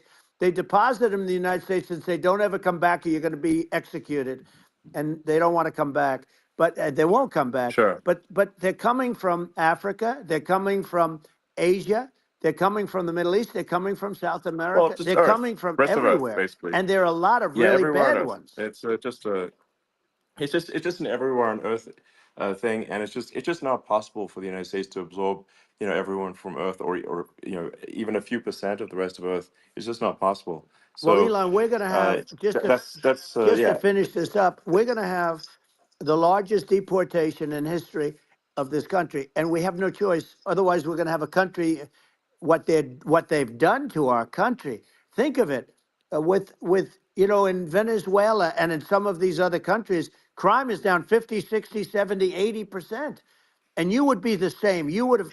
yeah, I'll yeah, tell you what. Venezuela has not gotten rid of all of them. They've gotten rid of about 70% of their really bad people. Their jails are about 50% uh, put into the United States. The same with other countries. Some sure, are at 30%, some are at 50%. They're all different. But the bottom line is they're all going to be at 100%. Why wouldn't you put 100% of? yeah, And they're doing it right now while this third-rate phony candidate. Don't forget, I beat Biden. He failed in the debate miserably. And, some people said, oh, gee, it's too bad. It's too bad he did so badly, or I did well in the debate. The first night they said, wow. One of the people at CNN said that was the greatest debate performance I've ever witnessed. And then 2 days later, they didn't talk about that. They just said he was bad. But that's okay. That's the way I get treated, and I don't mind that at all. What I can tell you is this. We cannot have a Democrat. We cannot have her. She's incompetent. She's as bad as Biden in a it's different. Look, yeah. she hasn't done an I mean, interview since this yeah, whole scam started. well, And say what you want. This yeah, was a coup. This was a coup of a president of the United States. He didn't want to leave, and they said we can do it the nice yeah. way or we can do it the No, hard way. yeah. Not, I mean, they just took him out back behind the shed and basically shot him. What they did Biden. with this guy, So and I'm no yeah. fan of his, and he was a horrible president, the worst president in history. And one of the reasons he was so bad, first of all, the Israeli attack would have never happened. Russia would never have attacked Ukraine, and we'd have no inflation. And we wouldn't have had the Afghanistan mess, if you think of it. Well, And we wouldn't have had yeah. Afghanistan. But we think of it, Well, yeah. you take a few of those events away, and we have a different world. We would also have No, no no, you're yeah. inflation was caused by oil. Yeah, no, no. I think you're making an excellent point here, which is that when other countries can, that are, are thinking about invading or doing bad things, when they're thinking about that, they're thinking about, okay, what's the American president going to do? And do they fear the American president, or is it someone they do not respect and do not fear? And I think they would they rightfully be. I mean, look at that the footage of the assassination. They're like, okay, uh, President Trump is like, don't mess with me. I mean, that's like, whereas I think people are not going to be, and they obviously have not been at all intimidated by Biden, and they certainly will That's not not be good. intimidated by Kamala. And you have to really think of that in the context of global security. That's that if the American president is someone that, like, evil dictators are scared of, that makes a huge difference to the security of the world. So I had a good relationship with Putin, despite the Russia hoax that lasted for over 2 years. Just a hoax created by Hillary Clinton and Adam Shifty Schiff, some just bad people, just sick people, frankly. I mean, Schiff is a sick person. He's going to end up probably being a senator. It's hard to believe. The whole thing is hard to believe. But, they put our country in danger with that stuff, too. They actually, when they make up stories, and you have to fight your way out of it for a long time. But I know Putin very well. I got along with him very well. He respected me, and it's just one of those things. And we would talk a lot about Ukraine. It was the apple of his eye. But I said, don't ever do it. Don't ever do it. I shut down Nord Stream 2. That was the big oil pipeline, the biggest, I think, the biggest pipeline in the world going all over Europe. I shut it down. Biden came, and then they say, Yeah, I loved Russia. I was a friend of Putin, and I loved Russia. No, he actually said to me one time, he said, if you're my friend, I'd hate to see you as an enemy. I shut down his pipeline, the biggest pipeline. They were looking at that to yeah, fund, and this pathetic president gets in there, and the first thing he did, one of the early things he did, is he shut down Keystone XL pipeline, which is our pipeline that would have employed 48,000 people, pipeline workers, shuts it down. That was, a massive job that Obama refused to allow. yeah, I allowed it in my first week because it was jobs and it moved oil. And by the way, in a much more environmentally friendly way. It's underground. It's not a truck that catches on fire or a train that catches on fire. But think of it. He shut down the XL pipeline, the Keystone XL pipeline. He yeah. shuts that down and he approves the Russian pipeline, Yeah, it doesn't make any right? sense. It's like it's inconsistent. Certainly but I mean, I think it's just worth emphasizing to listeners the immense importance of whether the United States president is intimidating or not intimidating, and how much that matters to global security, because there's some real tough characters out there, and if they don't think the American president is tough, they will do what they want to I do, know every one of and them. it puts the whole Yep. world in danger. Elon, I know every one It's of a them, big and I know deal. them well. I know Yeah, Putin. I know President Xi. I know Kim Jong Un of North Korea. I know every one of them. And let me tell you, people will say, "Oh, this is terrible." He said, "I'm not saying anything good or bad. They're at the top of their game. They're tough. They're smart. They're vicious, and they're going to protect their country. Whether they love their country, they probably do. It's just a different form of love, but they're going to protect their country. But these are yeah, tough people at the top of their game. And when they see a Kamala or when they see Biden, Sleepy Joe, they can't even yeah, believe it. They can't believe this happened. All the stuff that you're seeing now, all the horror that you look at Israel, they're all waiting for an attack from Iran. Iran would not be attacking, believe me. When I was there, and I say it with respect because I think we would have been good with Iran. I don't want to do anything bad to Iran, but they knew not to mess around. Iran was broke because I told China, if you buy from Iran oil, it's all about the oil. That's where the money is. But if you buy oil from Iran, you're not going to do any business with the United States. And I meant it. And they said, we'll yeah, pass. yeah. They didn't buy oil. Other countries, likewise. Sure. You want to buy, you're not doing business with the United States. And they were at a point where they had no money for Hamas. They had no money for Hezbollah. They had no money for any of these instruments of terror. And it was amazing. In fact, there were articles when I was leaving, which is hard to believe, actually, especially when you look at what's happened to our country. Our country is so bad right now. It's such a different place We were respected. Think of it. 4 years ago, we were so respected to a point where when I said don't buy oil, they didn't buy oil, but they had no money, Yeah. and Israel would have never been attacked. Zero chance. And again, I said to Vladimir Putin, I said, don't do it. You can't do it, Vladimir. You do it, it's going to be a bad day. You cannot do it. And I told him things that what I do, and he said, no way. And I said, way. And it's the last time we ever had the conversation. He would never have done. I got along well with him. I hope to get along well with him again. Getting along well with them is a good thing, not a bad thing. I got along well with Kim Yeah. Jong Un. When I met with President Obama just before entering, it's a sort of a ritual. And I sat down with him and we talked. It was supposed to be for a very short period of time. It turned out to be a long period of time. I said, what's the biggest problem? He said, North Korea. I had that problem worked out very quickly. It was nasty at the beginning with Rocket Man and all the different things, Yeah. but all of a sudden I Those got a some those call. those some Oh, those were some epic tweets, by the way. yeah, they Those were were no, like they were epic. absolutely. Everything he said that he has a red button on his desk. I said, I have a red button on my desk too, but my red button is much bigger, and my red button works. And then I called him Little Yeah. Rocket Man of Little Rocket Man. Anyway, here's the bottom line. All of a sudden I got a call from him and they said they want to meet. They want to meet me. And we met, Yeah. as you remember, we met in Singapore. We met also in Vietnam. And I got along with them great. We were Yeah. in no danger. It, But yeah. President Obama, It's President because Obama thought they we were going to respond. end up in a Yeah. war, a nuclear war with him. And let me tell you, he's Yeah. got a It's not lot of true. nuclear Yeah, stuff too. He's exactly. got plenty of nuclear. It's He can do plenty of damage. it's So, yes. I mean, it's because I mean, people like Kim Jong Un. They respond to yeah. strength, not weakness. Well, And he and I got it. if you He and I project had a good strength, they relationship. you're good. Remember, I Yeah. remember I met him and we walked onto his land. Nobody ever walked onto his land before. I walked onto. I wouldn't say. Yeah. Let's That bring was up cool. Secret Service again. I wouldn't say they were thrilled when I did that. I walked onto his land, and it was an amazing period. But we were not in danger with him because of me. I always Yeah. say that we have enemies on the outside and we have enemies on the inside. We have some really bad people in our government and people that are and controlling of the people.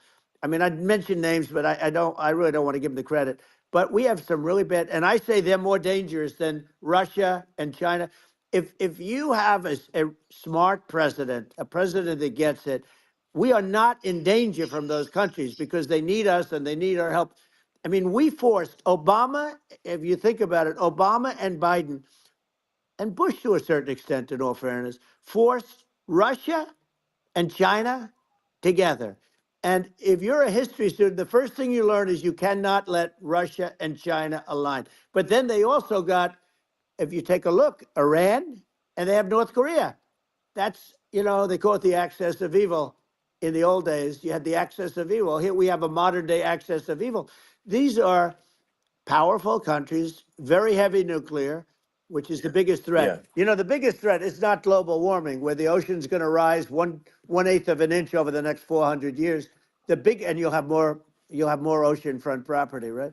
The biggest threat is not that. The biggest threat is nuclear warming, because we have 5 countries Well, now that yeah. have significant nuclear power, and we have to not allow anything to happen with stupid people like Biden.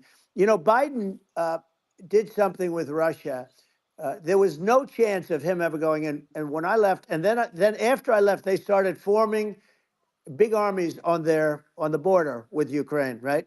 And I looked at that, and I thought he was doing that because Putin's a good negotiator. I thought he was doing that to negotiate. But then Biden started saying such stupid things. For instance, he said that it can be a NATO country. Now, Russia, for as long as there's been NATO, has said we're never going to agree to that. And we go right up front and say that. And we did things and said things through this president with a low IQ, very low IQ. He had a low IQ 30 years ago, by the way, but now he might not even have a IQ at all. There's nothing on the board that goes this low. He said things that were so stupid that war would have been that war had zero chance of happening if I were there. Zero chance. He was saying everything Yeah. the opposite. Everything the opposite. And it's so sad because many more people have been killed in Ukraine than you read about. You don't read about how bloody it is and how disaster. Hey, Sure. look, just in the two armies, you lost 500,000 people, and Yeah. you know Ukraine's having a hard time. Ukraine, I don't know if you saw Yeah. the article recently, and it's true. You don't hear the true story, but if you think about it, Russia's gone. You know, Russia defeated Germany with us, and they defeated Napoleon. You know, they've been around a long time. They're a big fighting Yeah. force, Sure. Of and it's course. very unfair. And Ukraine now doesn't have enough men. They're now using young men and very old men to fight, and we're in a very bad position. And I'm not going to blame exclusively, but I can tell you, I could have stopped that, and a smart president could have stopped that. It wouldn't have happened. But we had a Yeah. man that actually made it. It made it more prevalent. It was so bad. The words that he was using, the stupid threats coming from a stupid face that he was using. I said, this guy's going to cause us a war. He's going to cause us. And let me tell you, Yeah. it can Yeah. lead to World War III. That can lead to World War III. The Middle East can lead to. We have numerous places that could end up in a Yeah. World War III right now for no reason No, whatsoever. I think you're right. I think people underrate the risk of World War III, and it's just when you're looking at the risk of global thermonuclear warfare, it's game over for humanity, and that's it's something that people have, I think, after the end of the Cold War, people have become complacent about, but they actually have forgotten that there are currently a lot of nuclear missiles that have targeting parameters for the United States from other 100%. countries. And one of the things And we're going to do is it's we're going to yeah, build an iron dome over us. Israel has it. We're going to have the best iron dome in the world. We need it, and we're going to make it all in the United States. But we're going to have protection because it just takes one maniac to start something. We're going to have protection, and we're going to have. Why shouldn't we have an iron dome? Israel has one. Some other places yeah, have one that nobody even knows about, frankly. But Israel has it. We're going to have an iron dome. But with all of that being said, to me that's so important, the most important. But with all of that being said, the election's coming up, and the people want to hear about the economy and the fact that they absolutely, sure. can't buy groceries because they don't have enough money to buy groceries. The inflation has killed them. Food prices are up 50, 60, even 100% in some cases. And this stupid administration allowed this to happen. And it's a shame. And that's the thing that people most care about, in my opinion. They care about the border a lot. And we discussed the border at great length. It's nice to have a Yeah, yeah. forum like this where I can discuss something at length. And by the way, you think Biden could do this interview? Do you think that Kamala could do this interview? They would take a pass on No, they you. cannot. So they don't need Elon. They don't need Elon screaming out questions. It's pretty sad when you think that somebody that does this for a living can't answer a question or is afraid to do an interview. And in her case, with a very friendly interview, she's got all friendly interviewers. It's pretty sad. Yes, But the absolutely. big thing now is the Well, economy, Elon. yeah, And as much as yeah. I mean, I view nuclear as the single most important thing, but a lot of people don't. A lot of people don't understand that. But it doesn't have to. If I understand it, that's all you need. Because if I was president, you're not going to have that kind of a problem. But the Oh shit! Hang on. Sorry, I did something wrong. I didn't realize I was on that tab. Oh, Hopefully, did I you can kick get us back out? in. I didn't realize I was in that tab. Everything's being stupid. or if you're a Phew. just a middle income person, you can't afford. 4 years ago, 5 years ago, people were saving a lot of money. Today, they're using Yeah. all their money and borrowing What money is just middle to income live. now? It's a horrible thing Right. that's happening, and we'll end that Well, I think quickly. a lot of yeah, a lot of people just don't understand where inflation comes from.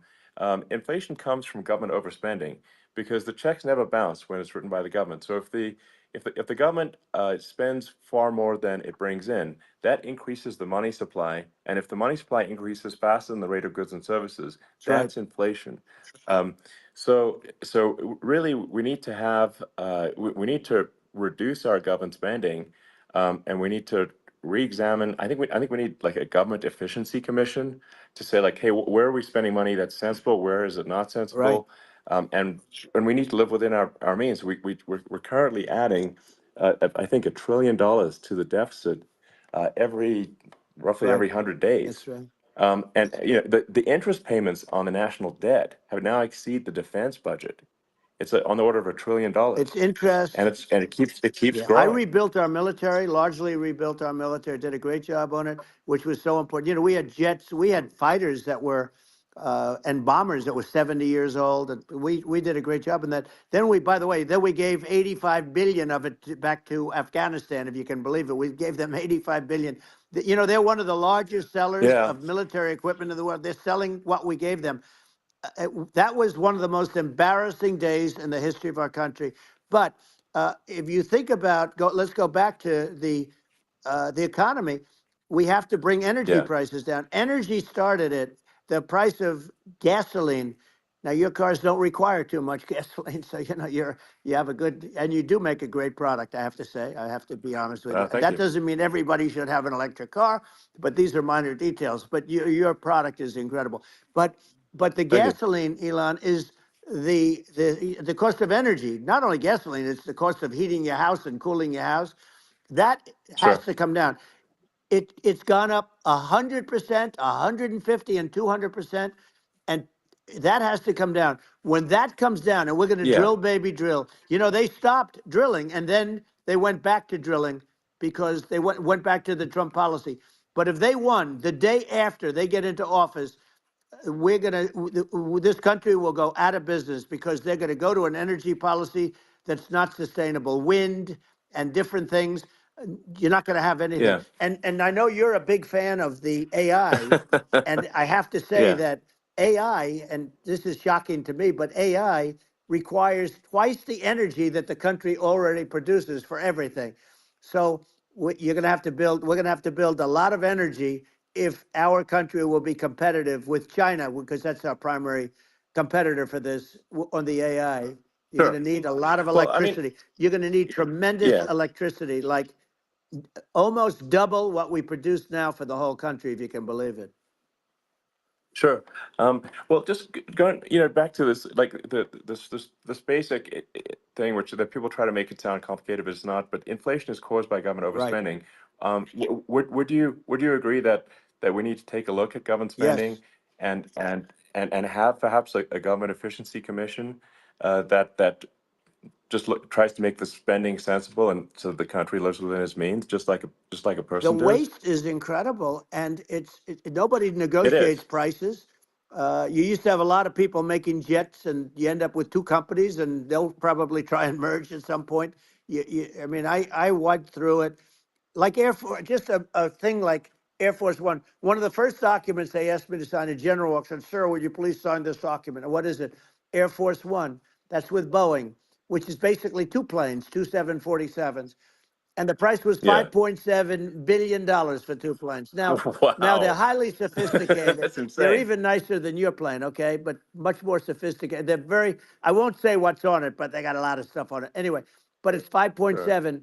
I That's a crazy It's a number. crazy number, but I said, I'm not going to pay 5.7. I'm not going to do it. I said, who made the deal? Obama and his people. I said, well, then I know the deal's no good. I'm not going to do it. And over a course of about 4 weeks, by my saying I'm not going to do it, I got the price reduced by $1.6 billion for the exact same plane, other than we had a nicer paint job, if you want to know the truth. But for the exact same plane, I saved one. And I said to Boeing, man, you guys must make a lot of money if you can reduce the price by that. But now what I do hear is that they're going back to the Biden administration and wanting big cost overruns, because they see these dopey suckers in there, and they'll end up getting some of the money back. But I shaved it by $1.6 billion for the exact same plane. And you can now take that and multiply that out times thousands of other Exactly. items. And Multiply it by yeah, a the zillion, numbers are and yeah, yeah. astronomical. I agree with you. Well, I mean, if so, I think it would be great to just have a government efficiency commission that takes a look at these things and just ensures that the taxpayer money, the taxpayers' hard-earned money, is spent in a good way. I'd be happy to help out on such a commission I'd love if it. it were formed. Well, you're the greatest cutter. I mean, I look at what you do. You walk in and you just say, "You want to quit?" They go on strike. Yeah. I won't mention the name of the company, but they go on strike, and you say, "That's okay. You're all gone." You're all gone. So every one of you is gone, and you are the greatest. You would be very good. Oh, you would love it. But you know, if you look at Argentina, Well, I'd be happy to yeah, by help the way, out. congratulations. I Yeah. just looked at the number of people that are listening to you and I chat. We'll call it a chat. But Yeah. congratulations. This is very good. I mean, it's great. It's and you're an interesting character. You know, the new head of a place called Argentina, and he's a big, you Malay's know, awesome. he's great. And Yeah. he's a big MAGA fan, you know that. He ran on MAGA. And he took it to an extreme too. He ran on MAGA, and I hear he's doing really a terrific job. It's called Make Argentina Great Again. It worked out perfectly. He came in, he bought a lot of hats, he brought over, but he's doing a big job. He really cut. And I'm hearing Yeah. they're starting to do pretty well. Inflation's getting down. You know, they had like Yes, exactly. 2,000%. And they had inflation like not normal inflation. They had the real deal. But we're going to Yeah. have that pretty soon. We have, I think we Yeah. have the worst inflation we've had in 100 years. They say it's 48 years. I don't believe it. I think we have the worst. They Yeah. don't include a lot of the items that should be included, you know. Yeah. Well, it's just from government overspending and not spending taxpayer money Yeah, effectively, and having just like so many departments you can't even name them all, and what Malay is doing is he's cutting government spending, he's simplifying things, he's having putting in regulations that make sense, and I and we're Argentina overnight is experiencing a giant improvement that's in right. prosperity, but it's also a lesson for the United States, which is that um, Argentina used to be one of the most prosperous countries in the world. Um, Right. in the like in the 30s, 40s, and because of bad government policy, it ruined the country. And if you take Venezuela, for example, Venezuela should be incredibly prosperous. They have phenomenal reserves of everything, oil, everything, and it should be prosperous. But if the government's wrong, it impoverishes the people. And so I think we should not be complacent in the United States and thinking that and taking our prosperity for granted, because if with bad government policy, we can run the country into the ground. And that's just something people should bear in mind. Don't take prosperity for granted. Well, think of education. So we're ranked at the bottom of every list of the top 40. We're ranked number 40, number 38. Uh, Norway, Switzerland, Sweden, different countries are ranked good. Actually, China's pretty close to the top. They're a top 6 or 7, but we're ranked at the bottom, almost at the bottom, 38, 39, 40. In other words, horrible. And yet we spend more per pupil than any other country in the world. So we spend more. And what I'm going to do, one of the first acts, and this is where I need an Elon Musk. I need somebody that has a lot of strength and courage and smarts. I want to close up Department of Education, move education back to the states, Yeah, where states like Iowa, where states like Idaho, you know, not every state will do great because states that basically aren't doing good now. You look at Gavin Newsom, the governor of California. He he's terrible. He does a terrible job. So he's not going to do great with education. But of the yeah, 50, I would bet that 35 would do great, and 15 yeah, of them, or 20 of them will be as good as Norway. You know, Norway is considered great. You can name them. I mean, they're so good. Some of yeah, these countries are so good. But if you go into some of these really well-run states, we have states that don't know what debt is. We have states that have low taxes, no debt, everybody working. They're really well run, sure, and maybe they have certain advantages in terms of location, in terms of the land or the sun, and the water and the whole thing. There are a lot of advantages that some people have. But if you moved education back to the 50, you'll have some that won't do well, but they'll actually be forced to do better because it'll be a pretty bad situation. yeah. But if you think Well, about it, yeah, you'll have some yeah, of yeah, these states. I'll bet you'd have 30, 35 states. It'll be much better. And you know what it'll cost? Less than yeah, half what it is in Washington. And yeah. these people don't care Well, about yeah. The students in Department of these, Education needs to faraway go. states. And it'd Well, be unbelievable. yeah. I think you're making a good point in that Was that if Guy? the I states have said to have to that the Department if of each state has to Education, compete federal against other level needs states, to go. then people will That's naturally right. move to states where it's better. Well, like Um, California, as we said, it's a badly run state. I could go through it. I got Any so many state friends that that's run are in those by states, even if they're Democrats is Democrats. I badly hate to run. mention certain states, but Teachers Illinois is unions, badly they Well, only run like with care about the Pritzker. dollar. He's a real loser. But yeah, but some of these places are just badly run. But it's almost going to force them to run better, and they won't do it good initially. But you're not going to do worse than you're doing right now. And I would say that yeah, the cost you would cut your cost by 50 or 60%. And you'd have a little yeah. monitor. You want to make sure they're teaching English as an example. Give us a Yeah. little English, right? Sure, yeah. Right? No, but I mean, to what? Schools should always Some of be these run at governors the local are like level. are doing so badly. I mean, they got so many people moving out of with their local state. input. They should get Yep. U-Haul Salesman of the Year award because they're driving so I much mean, Julian U-Hauls. It's State gave away actually like I think It's just amazing. people moving millions out. of Isn't it dollars amazing to you as in a businessman that 2016 or 18, and they can practically even nothing's survive? gotten Like better. Illinois, so many people are leaving, and you wonder, how do they survive? I mean, how do they survive? Uh, I saw where you left California and you moved to Texas. Texas does a great job. But, I Yeah, mean, I just wonder, how do these states survive when big businesses, a big oil company just left California, as you know, and they moved to Texas. How How do do they? these It's a good big question. states survive when they lose so many businesses and their taxes are already really high? The taxes are among the highest yeah. taxes. You almost And wonder, how many people are how exempt do from they those continue on? taxes? And in many cases, the governors don't do a good job in their crime-ridden places. You wonder, how do they continue to just go on? It's Well, not a good I think there's. situation. I mean, I think the only thing that's going to force some of these states to change is if they risk bankruptcy and they're not getting bailed out by the federal Right, government. right. Well, That's you're the gonna only thing have that's going to that. get them to change. You remember the Yeah, area in California where they had that, where I guess somebody had sticky fingers and they stole a lot of money, and they Oh, went that's into right. a form of chapter, and it was very yeah, nasty for yeah. a period of time. But now it's probably the most popular place in all of California. So at some point, something like that may have to happen. But the problem is, you can't penalize people that loan money to the state when you have incompetent people like a Pritzker. Look, the family didn't want him in the family business, and then he ends up being governor of Illinois. So what is he going to be? Is he going to be a great governor? And you have people. I could name every one of them. I got to know every one of Yep. these, and some are very good, and some are just horrible. Well, I think that, I mean, the larger point here, too, as you're saying, like a lot of people are concerned about the economy, a lot of people are concerned about inflation, and inflation is effectively a tax on people that save money, Yeah, and for people that are working day to day, it's just a form of taxation, and if we can solve the government spending problem, we'll solve the inflation problem, which means people will have a better standard of living, and yeah.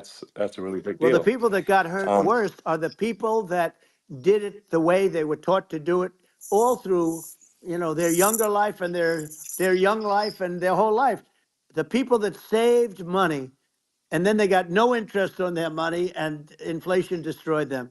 And frankly, they were almost better off if they didn't do anything like that. I mean, those people have been absolutely decimated, and we're going to bring those people back and help those people. We've got to get the prices down. When I look at bacon costing 4 or 5 times more That's than it just did a few crazy. years Six ago, sure. when ninety when nine, you eight look at ninety some of the nine. food products in grocery stores, people go, they can't believe it. They used to be able to buy a whole cart, and today, a lot of people just don't have the money. They go in and they can't buy anything. They look at Yeah, it's it's. sticker I shock. think They it. call it Yeah, sticker shock, right? I think it really just comes, like I said, I think it just comes down to really, I guess, two things, which is that if you solve government overspending, you solve inflation, which improves living Right. standards of the average person, and then if you deregulate, like have sensible regulations, so because a lot of the regulations are nonsensical and cause the cost to be extreme for no reason, but unless you've got effective deregulation. Like Reagan did a great job on deregulation in the 80s, but it's been 40 years since we had That's right. anyone really. I mean, during your administration, we made some progress, but I think this opportunity to make, I think, radical progress with sensible regulation. And Yeah. and if Well, it was Elon, we those two things, yeah, Those are the big Yeah, deals. we set a record. We did more deregulation and more restrictions on all of the different businesses than any other president. Remember, I had the rule for every one we put in, you have to get rid of 10 or 12. And Yes. we did Yeah. radical cuts on all of that. And a lot of that's being put back by this administration. And we did radical cuts on things that weren't necessary. But we were all set. You know, we had the best economy ever maybe in the world. And then what happened is COVID came in and we had to focus on that and nobody knew what it was. And I always say I got good marks on economy, good marks on military. We knocked out ISIS. We did so many different things. We rebuilt. But, you know, I never got the credit that we really deserved on what we did with COVID. We never got the credit. But if had that not happened, a gift from China, from Wuhan, came in from Wuhan, the Wuhan labs, and I always said it, and it turned out to be right. But Yeah. had that not happened, we were set to start reducing debt. We were going to reduce taxes further. I gave the largest tax cuts, and we were going to reduce taxes still further for middle income people, not only businesses. But we did it for Sure. businesses because they're the ones that's why we had the great job numbers. But we were set to really start reducing debt. And, you know, we're sitting on the biggest pile of liquid gold anywhere in the world, bigger than Saudi Arabia, bigger than Russia. And we were going to drill and we were going to make so much money. We were going to supply Europe with oil. I had stopped the Russian pipeline and we were going to supply them with oil and gas. We were going to make a fortune. And then the COVID came in, and we really had to divert. Then what happened is when they came in, you know, we kept a lot of businesses alive. If I didn't do what we did, we would have had a 1929 type depression. But the problem is when Biden came in, he got trillions of dollars and just started spending it stupidly. You didn't need it anymore. You know, we got over that bad period where everybody was dying and feeling, you know, it was just not a good period. Interestingly, you know, during his administration, many more people died during his administration of COVID than during my administration, and we really got the brunt of it. But people don't realize more people died during his administration than ours. But it diverted us from doing what I wanted to do. But we had the greatest for, you know, almost 3 years. We had the Yeah. great, and you know that probably better than anybody. So many of your friends said to me, the best years we've ever had in business were during the Trump years, and also said that African American, Hispanic American were so incredible. They were having the best Asian American women, men, young people without a diploma, young people that graduated from the best colleges, from MIT, from the Wharton School, from all of the great colleges, Harvard. They were doing better, and people without a diploma were doing better, and everybody was happy. And then COVID came, and Sure. we had the problem is they spent trillions and trillions of dollars. They wasted. They shouldn't have taken any money, and we wouldn't be having inflation right now, which is killing our country. Yeah. Yeah. Yeah, and absolutely. And I mean, I should probably say something about like maybe my views on climate change Yeah. and oil and gas, because I think it's probably different from what most people would assume. Because my views are actually pretty, I think, moderate in this regard, which is that I don't think we should vilify the oil and gas industry and the people that have worked very hard in those industries to provide the necessary energy to support the economy. And if we were to stop using oil and gas right now, we would all be starving, and the economy would collapse. Yeah. So it's And we'd be I don't think They it's cold, cook right more my to steak sort of well importantly. done. vilify the oil and gas Yeah. industry. Darling, we'd be cold And I and all the We would the be time. world cold. has a certain And demand nobody likes to for be cold oil and and hungry. gas, and it's probably better if the United Exactly. States provides that than some other Sure. countries. And it would help with prosperity in the U.S. And at I the hope he same time, talks about obviously, wind my view energy. is like we do over time want to Oh. move to a sustainable energy economy, because eventually you do run out of. I mean, you run out of oil and gas. It's not there for. It's not infinite. Um, and there is some risk. I think the risk is not as high as a lot of people say it is with respect to global warming. But I think if I if you think if you just AOC said we keep were going to die increasing the like 2 parts per years ago, million right? in the atmosphere long enough, eventually it actually simply That's what gets I say about uncomfortable AO6. to breathe. People don't realize this. If you go past 1,000 parts per million of CO2, you start getting headaches and nausea. And so we're now in the sort of 400 range. We're adding, I think, about roughly 2 parts per million per year. I mean, it still gives us so what it means is like we still have quite a bit of time, but so there's not like we don't need to rush and we don't need to like stop farmers from farming or you know prevent people from having steaks or Keep Right. those, basic stuff like that. yes. Like Well done, leave the steak. farmers alone. I agree. In How my opinion, crazy is that where I mean, you have farmers Well that done are steak not should allowed be to farm outlawed. anymore and have to get rid of their cattle and the whole world is yeah, a that's little silly. crazy, but it's largely taken its lead from us.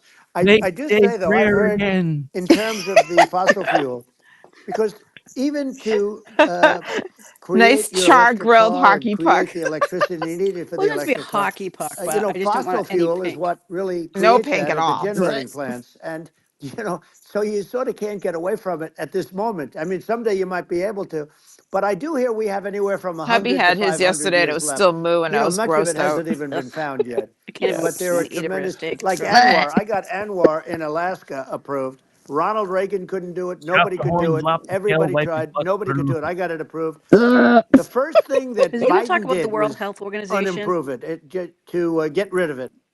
He ended yeah. it. His secretary went in and she ended it. And what a disgrace. That's Anwar. That's bigger, or they think it could be bigger than Saudi Arabia in Robert Alaska. McCarthy Jr. Could be says bigger yes, than keep Saudi steak. Arabia. But they went in and they terminated it. And I'll get it going very quickly because not only is it big for Alaska, I mean, you talk about economic development, that for the United States, I mean, that is, they say bigger than Saudi Arabia or the same size and pure, Yeah. really good stuff. And, they end it. So I think we have, perhaps hundreds of years left. Nobody really knows. I But think Robert during McCarthy that Jr. is the during only that one I mean, time, who's if going something to be will come commenting now. around, that will be yeah, very good. yeah. Yeah.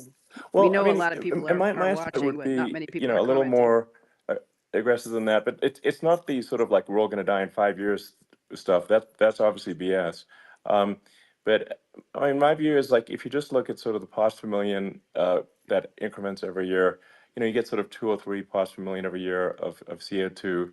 Uh, I mean, I think some of that it's problematic if it accelerates if you start going from 2 or Right. 3 to say 5, and then there may be some situations where you get just a See, step here's change my increase in the point. CO2. They keep talking about the US And must do this, I but if the think other we countries don't want to don't, get too close to a what the heck? thousand If I'm going out, I'm ppm going because out like in flames. that's actually makes it And a well uncomfortable done steak. to breathe. Like just Well, that's the point. I existing mean, none of in these a other thousand countries, ppm China, I'm sure, isn't CO2 Yeah, following they this. don't do uncomfortable. That's squat. like But I that's am considered like interested an in industrial how he's hazard. saying Right. Just the so CO2 so it's increases.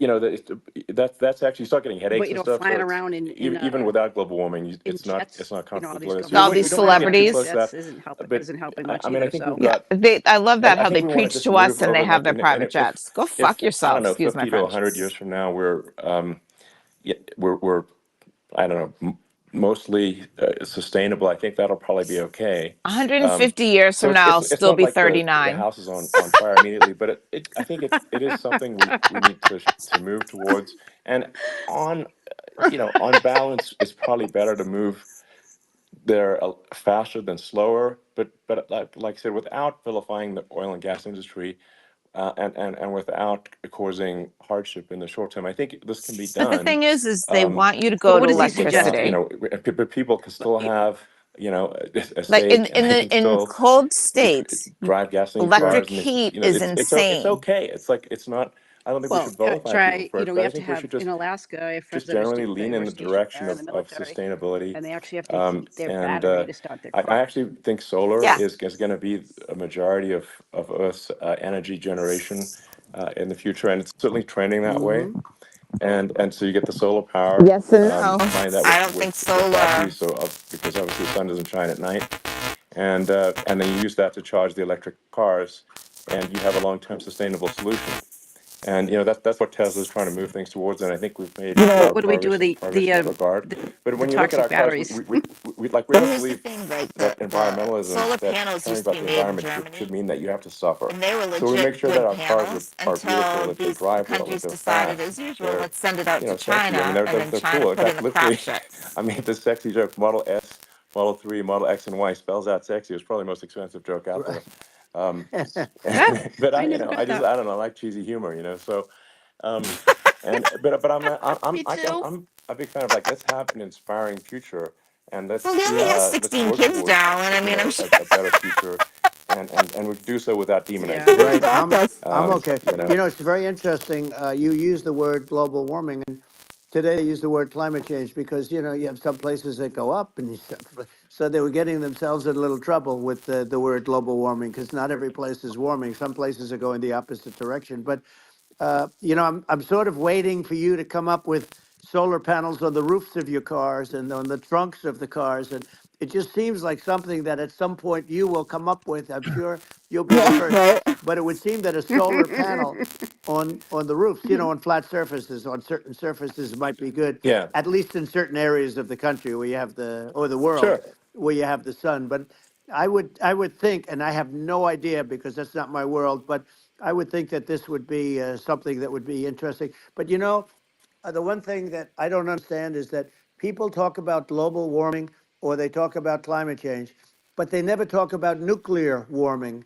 And to me, Sure. that's an immediate problem because you have, as I said, 5 countries where you have major nuclear, and probably some others are getting there, and that's very dangerous. That's where you need a strong American president because you don't want to have this proliferation. But Yeah, can you you imagine have Kamala? 5 countries Oh my God, and they're gonna sit there and getting more. study nuking us. China is much less than us right now, but they're Imagine. they're going to catch us sooner than people think. They're way lower. Hey, Doc, try to Russia go out and and us come are back in. For number some reason, you're really one, garbled all of a and sudden. I'm we're sort making of it up. I tied. tried to fix it And up on China my is end. far Sounds behind, but garbled. they're Is that better? developing at a level that you're not surprised to hear. No, Very fast. scratchy. Nope. They'll end up I'm not catching up, talking. maybe even Yeah, surpassing. But to me, the biggest It feels yeah, problem scratchy even when you're is not not talking, and it's coming from you. I don't know climate why. change. It's not, and Let everything's me see. a problem, but it's degrees. To me, the big problem is the nuclear power. The Is that power better? of nuclear is so great. And when No. I talk yeah. about Nuclear power is Yeah, underrated. It's I'll awesome. prevent World War Yeah. III, Oh, I will. But the okay. truth is that you have to because this is no longer army tanks going back and forth and shooting at each other. This is Yeah. a level of destruction and power that nobody's ever seen before. Yeah, and actually, there's the bad side of nuclear, which is a nuclear war, very bad side. But there's also, I think, nuclear electricity generation is Absolutely, you're underrated, right. and it's actually, people have this fear of nuclear electricity generation, but it's actually one of the safest forms of electricity generation. It's just a huge misunderstanding.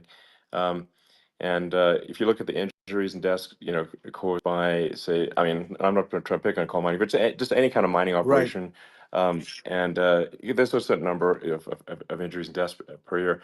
And you compare that to nuclear. Nuclear is actually way better. So it's underrated as an electricity source, and I think it's something that's worth reconsidering. But there's so much regulation that people can't get it done. So that Maybe they'll have sort to of change the have it, name. The name is just, it's a rough name. There are some areas yeah, it's a rough like when name. you see what happened in Good bad right. branding. The We'll have to branding's rough. rebrand it. We'll have to give it a good name. We'll name it after you or something.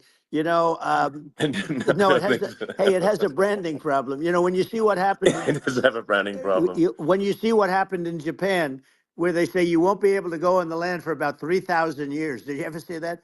And in Russia, where they had the problem, where there's a lot of bad things happened, and they have a problem. And they say that in 2,000 years, people will start to occupy the land again. You realize it's pretty bad, No, but that's not true. but you're Well, no, right no, about it. It's amazing.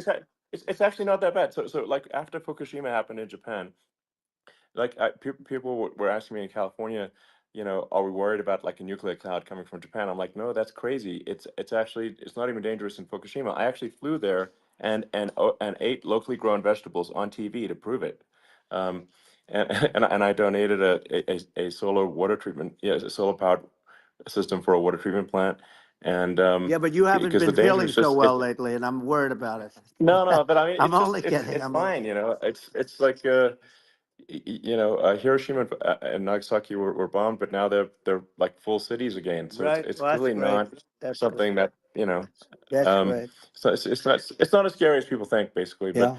um, let's see. I mean, are there some other topics we should touch on? Oh, like lawfare. I think Well, we need to be concerned about. what they've done to Um, this country. obviously, Yeah. yeah. Well, we just won the big I mean, case in Florida. This was a Biden administration did something that's never been done in this country, and that's go after their political opponent, me, with this nonsense and just nonsense. And the big case in Florida we won, but they always pick a judge and a jury, and they use local DAs, they use the local attorney generals, like Fani, Fani, spelled yeah, Fani, Fani, and it's yeah, all a big hoax, and it's all run from there. Like in Manhattan, the one of the top people from the Justice Department went in, ran Manhattan, ran the state. The Letitia James deal was run by a person from the Department of Justice, Biden.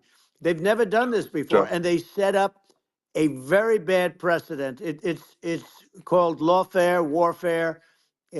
yeah, It's a terrible thing, and never happened in our country. It does happen in banana republics and third world countries, but it's never yeah, happened. And the incredible thing is it actually drove my numbers up because people see, fortunately I have a platform like you, or, in all fairness, like a conversation like this, where I can talk about it and people understand. I mean, you fight for election integrity and you end up getting indicted because you're fighting for election integrity. And when the day comes that you can't fight for election integrity, you don't have a country anymore. So what yeah, happens is they went after their political opponent, me. Now Biden's, close to vegetable stage, in my opinion. Okay, I looked at him today on the beach, and I said, why would anybody allow him?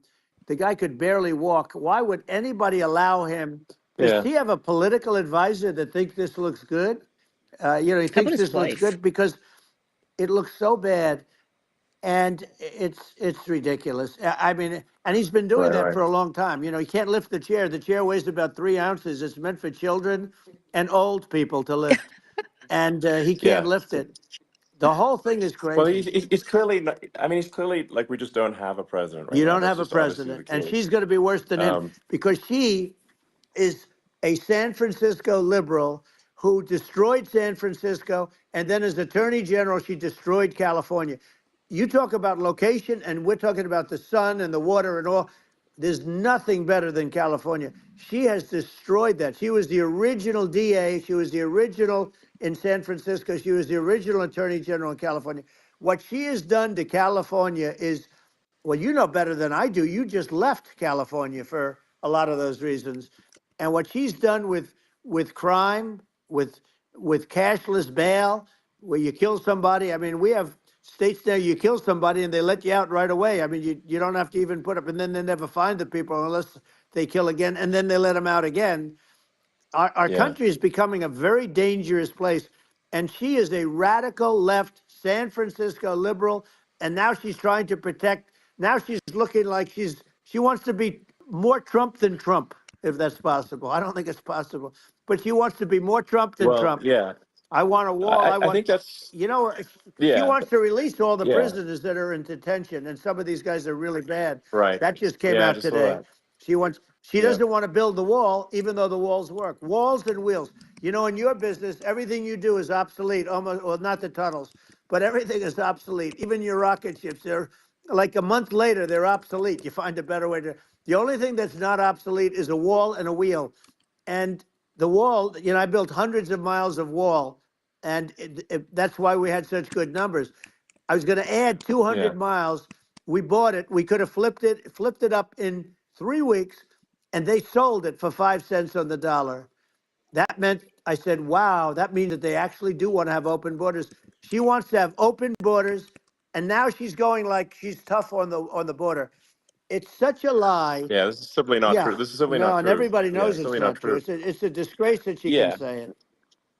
No, I mean, obviously, what's happening sort of overnight is they're rewriting history, and and making Kamala sound like a moderate when in fact she is far left, like far, far Worse left. than Bernie Um, Sanders. She is considered more yeah, liberal by far than Bernie Sanders. She's a radical left lunatic. And if she's going to be our president, very quickly, you're not going to have a country anymore. And she'll go back to all of yeah, the things that she believes in. She believes in defunding the police. She believes in no fracking, zero. You don't.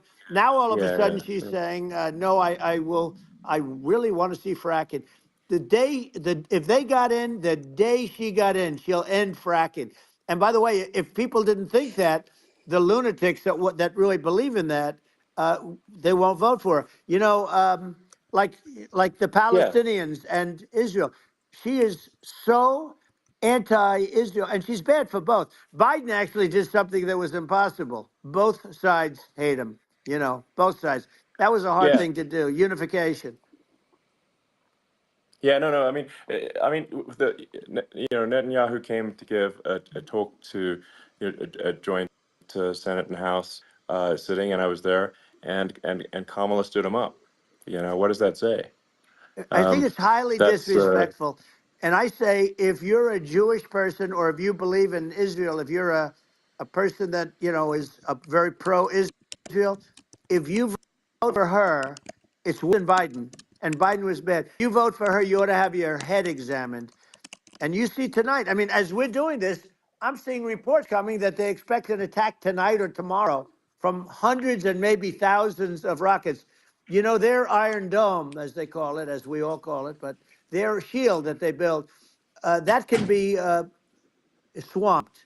We'll use a term that's yeah, appropriate, swamped. But they yeah, swamp it by shooting enough missiles. You know this better than anybody. By shooting enough missiles, so, they can't defend themselves. They just obliterate the whole yeah, place. And that's what some people think they're looking to do. And we have no leadership. There's no respect for the United States of America with these people. And I'm telling you, yeah, she'll be worse than him because she's a believer yeah. No, in I being think you're right. radical left, and he wasn't. I think you're right. I mean, you really, it's important for the public that may be listening to this to look at Kamala's track record, before the last month, and say, is that a track record you agree with? And I think if you're an independent moderate, you definitely would not agree with it, because it is her behavior has been far left, and we're seeing just an overnight propaganda attempt to rewrite history and make it sound like Kamala's moderate when she in fact is not moderate. Well, her So I her think running that, mate approved, signed into legislation, tampons in boys' bathrooms. Okay, now yeah, that's yeah, all I that's have to weird.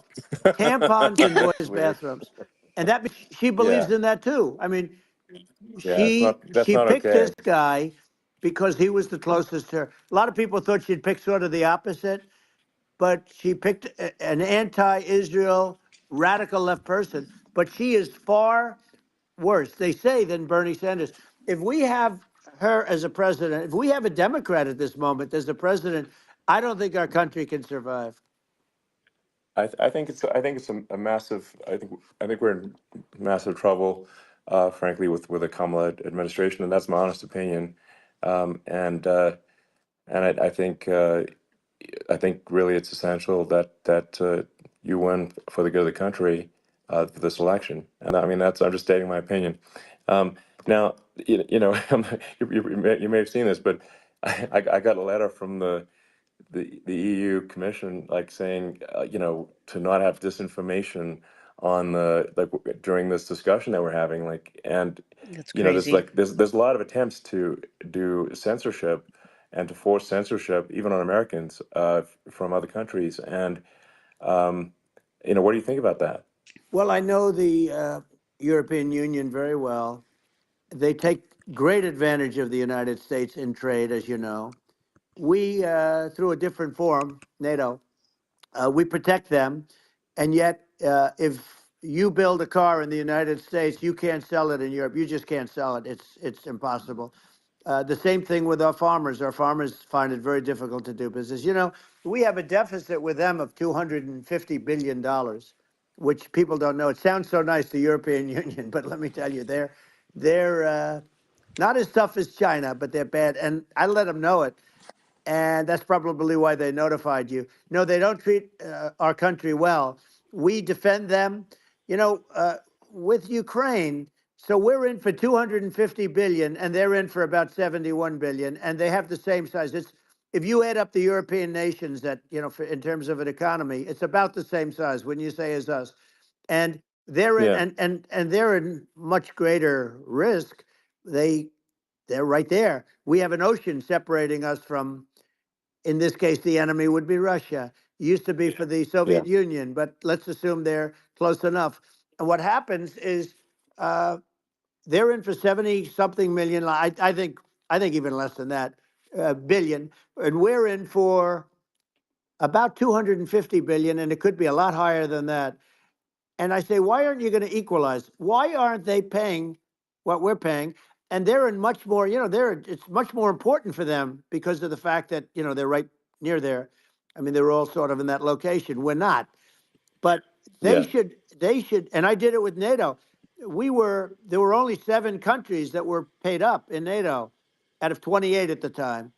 And the United States Yeah. was the United States was subsidizing NATO, tremendously subsidizing NATO. And I went Yeah. in and I said, you Yeah. got to pay up. If you don't pay up, we're not going to defend you any longer. I took a lot of heat, but you know what happened? Billions and billions of dollars came flowing in, and Yeah.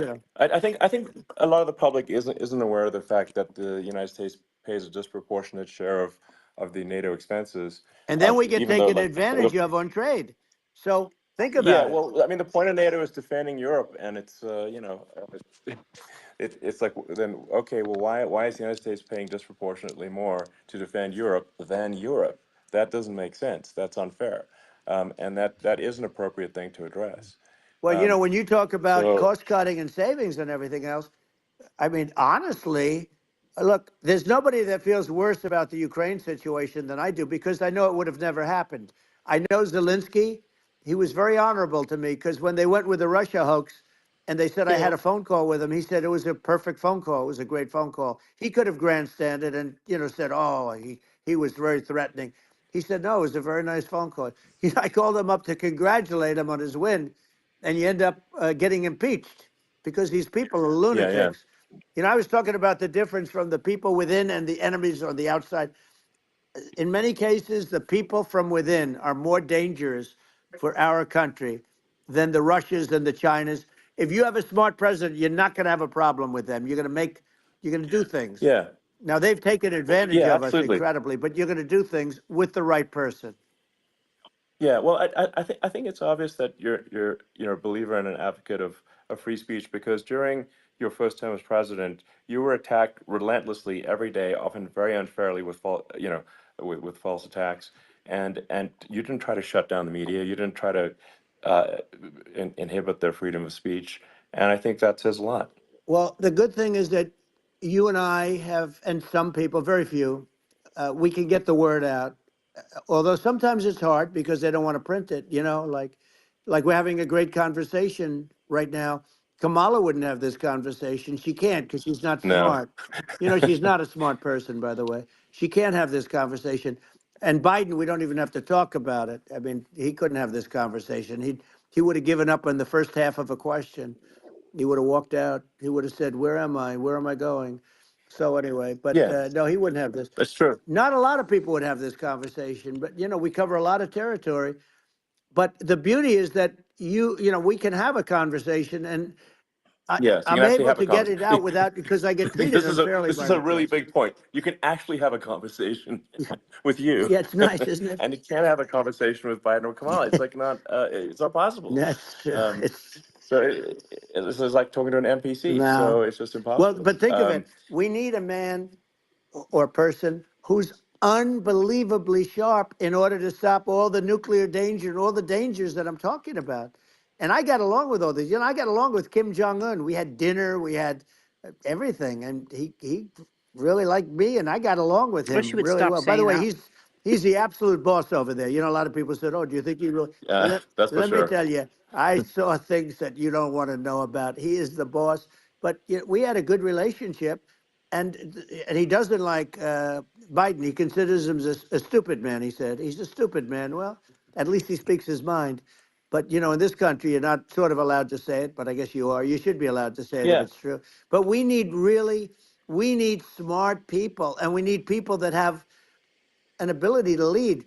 And she doesn't have that We need ability. that Can you everywhere, imagine? Now, Yeah. Chairman Xi all very well. elected Can you imagine positions. her and him negotiating or No, it's even silly. It would be standing silly. together? It is, the whole Yeah. concept is ridiculous. She is terrible. She's terrible. But she's getting a free ride. I It saw a would. picture of her Yeah. Yeah. on Time Magazine today.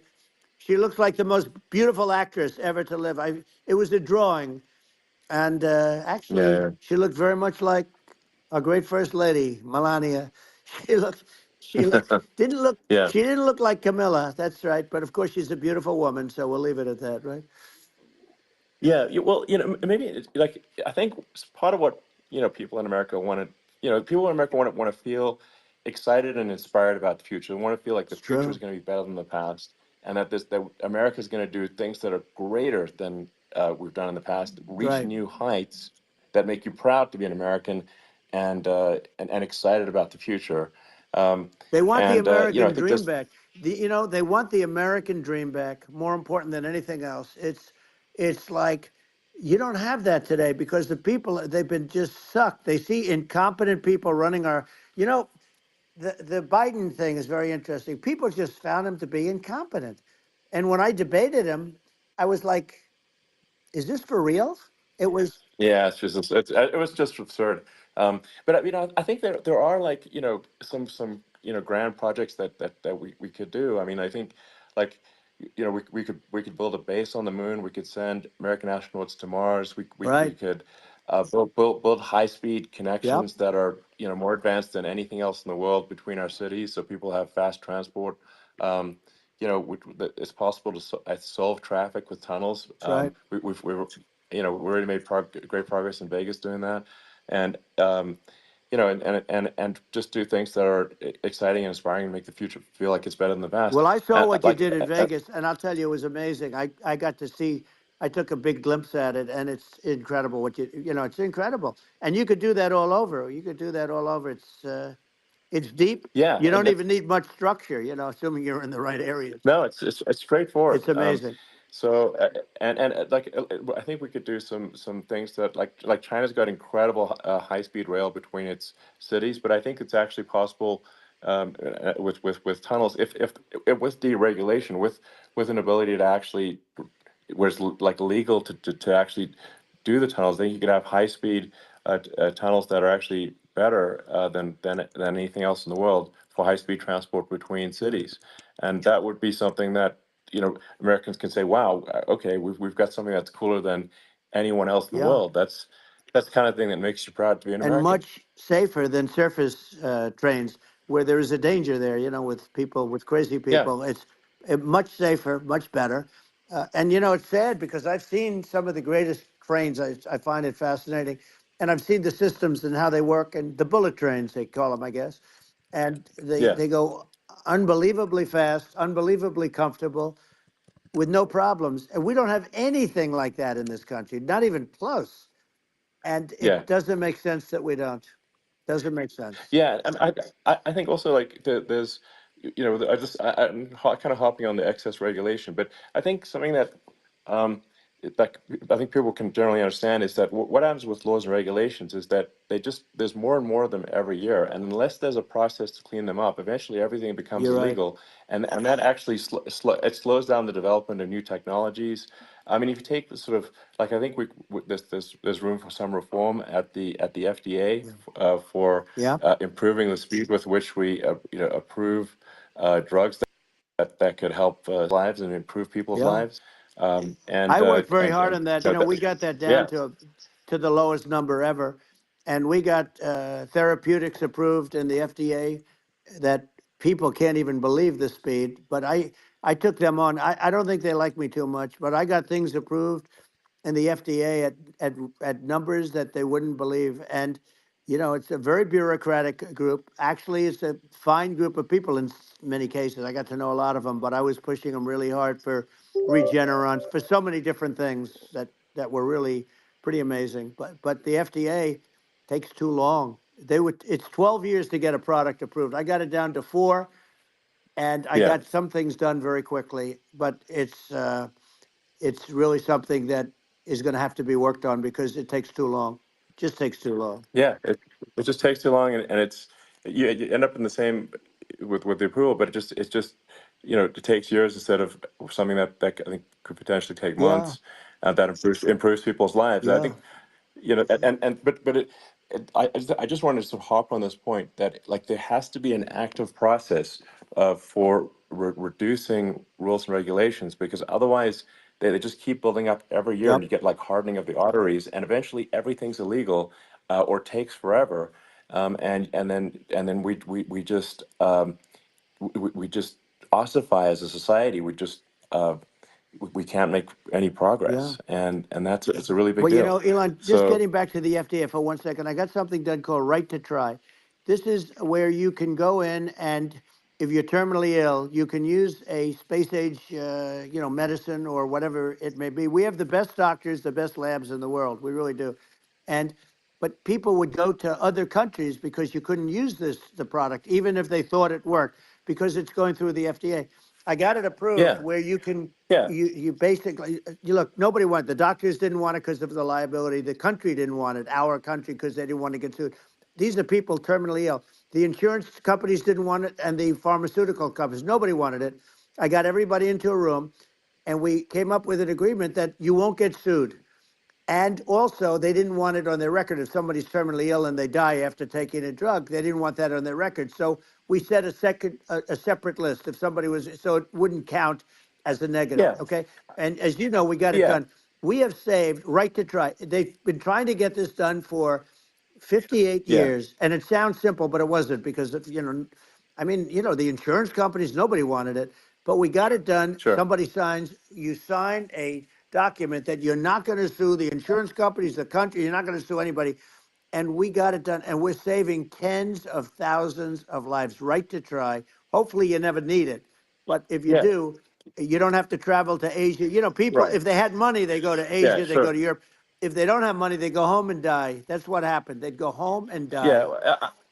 Well, I mean, and actually, to give Europe some props here, it's like if a drug is approved in Europe, which has a crazy amount of regulations, it should obviously be approved in the U.S. Yeah. I mean, they got more regulations than we do. So why would a drug be approved in Europe and not in the U.S.? That's crazy. Well, we did it. We did Um, something that really, they've been trying to do it for 50 years, and they just couldn't get it done, and I got it done. And it's really something. But you're right. Some people go to Europe because a drug isn't approved here, but it's approved in Europe, and it's a drug that, generally speaking, would yeah, work. It's pretty crazy. You're absolutely. right. And I think so, as long as people are properly informed of the pros and cons, and like these are the risks, this is the risk, and like you make your own decision. Yeah. That makes sense. Well, I think just, So in sort of closing up, and by the way, I'm looking at the numbers. You got a lot of people listening. I hope you don't get yeah. nervous because you got a lot of people listening to you right now, like 60 million or something. What is that number? It's crazy. It's amazing how you can see that right away. How many? What is the number? Wow. What is it? Well, Wow. I think in Wow. terms of That's a people that's a that big. That's bigger than you said. You said 25, and you're much more than double that number, 25 million. I think you're going to be 60 or 70. And I guess Wow. over a period of time, hey, I congratulate you. Do I get paid for this or not? You can take a well, salary for 4 years, I right? think actually in terms of the number of people that will hear this conversation, over the next few days to Right. weeks, it's going to be hundreds of That's what they millions. say. Yeah, that's good. Well, look, it's an Yeah. honor. But I just asked this, are you better off now or were you better off when I was president? Nobody's better off now. People, we put out polls on that, and nobody's better off now. Inflation has killed it. And they also feel very unsafe. You look at what's going on with a lot of different things. You look at the riots we had at the Yeah. colleges over, I mean, it's ridiculous, but Right. all of the riots, they just feel unsafe. And now they really feel unsafe because you have a new form of crime. It's called migrant crime. I call it Biden Well, migrant yeah. crime. Maybe I'll call it Well, Kamala migrant crime. But I mean, with all these things, I always try to get to the ground truth by just asking people. And my mom lives in New York, and I was like, Mom, do have any of your friends, been attacked or assaulted? And she said, yeah, three of her friends in three separate Crazy. incidents were assaulted just in recent months, just walking around the streets of New York. And I said, well, did what happened to the people that assaulted them? Oh, nothing. They got away. Like, and they just They know that always get away. nothing's going. And they don't even they don't even bother reporting it because there's not. They know that there's not. They're not going to. People are not going to get prosecuted. They just let violent criminals out in New York The only one with that gets zero bail. prosecuted is Donald Trump. They don't get, they prosecute Trump. Yeah, I mean it's just obviously messed Oh, up it's terrible. if violent criminals are being getting off scot Yep. free, and meanwhile the New York spending massive resources prosecuting you, and it's like what's this and I think the sort of sensible public looks at this and says, what the heck's going on here? This is obviously abuse of the legal system. Um, the legal system is supposed to be protecting the That's right. public from violent criminals, and it should be obviously allowing the public to make their own decision about who should be president, as opposed to some legal case. Once they start this precedent, because this can go on with the next one, I mean, this is a very bad precedent what they're doing in terms of, going after their political opponent. And that's all it is. It's going after their political opponent. Yeah, And then you get a judge who's, a strong Democrat, and I'm being nice when I say that, in many cases crooked as hell. But you get a judge and you go into an area where a Republican gets 3 or 4% of the vote, and you'll have a jury pool yeah, with people that hate Republicans or hate. It could sure, also be the other way though, of course, because it could start the other way in areas where they hate exactly. Democrats, and you get into a Yep, Pandora's box. It's a very dangerous thing for this country, and a very dangerous thing even for the state. New York City is yep, losing. New York absolutely. City and state lose a lot of business over what they did to me, because these people say we don't want that to happen to us. That's no justice system. You have an unfair system of Yes, justice, and it's costing New York State a tremendous amount of money. People are leaving and companies are leaving, and they won't come back. So, all of that stuff is important. But the economy now is the big thing, and we can turn that economy up so fast, and people are going to be back again. We're going to get rid of yeah, I think there's inflation. I think there's a lot of Right. opportunity, absolutely. Absolutely. So And I just I want to think I I want to think congratulate you. You've done an amazing job. You have definitely got a fertile mind. We can talk. You and I can talk about well, rockets and, it's kind of you to say thank you. well, tunnels. We can talk about tunnels and rockets and electric cars. So many things. And now you're into the AI, and that's going to be another beauty, I'll say. So Yeah. it's an amazing thing you've done, Elon. It's an amazing thing, and I Well, congratulate you. I mean, thank you. And well, I mean, I just say here, here's to an exciting, inspiring future that people can look forward to and be optimistic and excited about what happens next. And that's the kind of future that I think you will bring as president, and that's why I endorse you. Well, I appreciate that. That endorsement meant a lot to me. Not all endorsements mean that much, to be honest. Your endorsement meant a lot. And, we have a phrase, make America great again. It's pretty simple, but it really says that we want to make America great again. And we can do it. We can do it now. But if we were going to suffer another 4 years like we've suffered for the last 4 years, I'm not sure the country can ever come back. That's how bad it is. It's so bad. We have to I do a think lot I of think that's a things. very real Yeah, it's risk. a big That's a risk. very real risk. Yeah. And it's I'd just like to note to people listening, like I've not been very political before, and if you look at my record, I've actually been.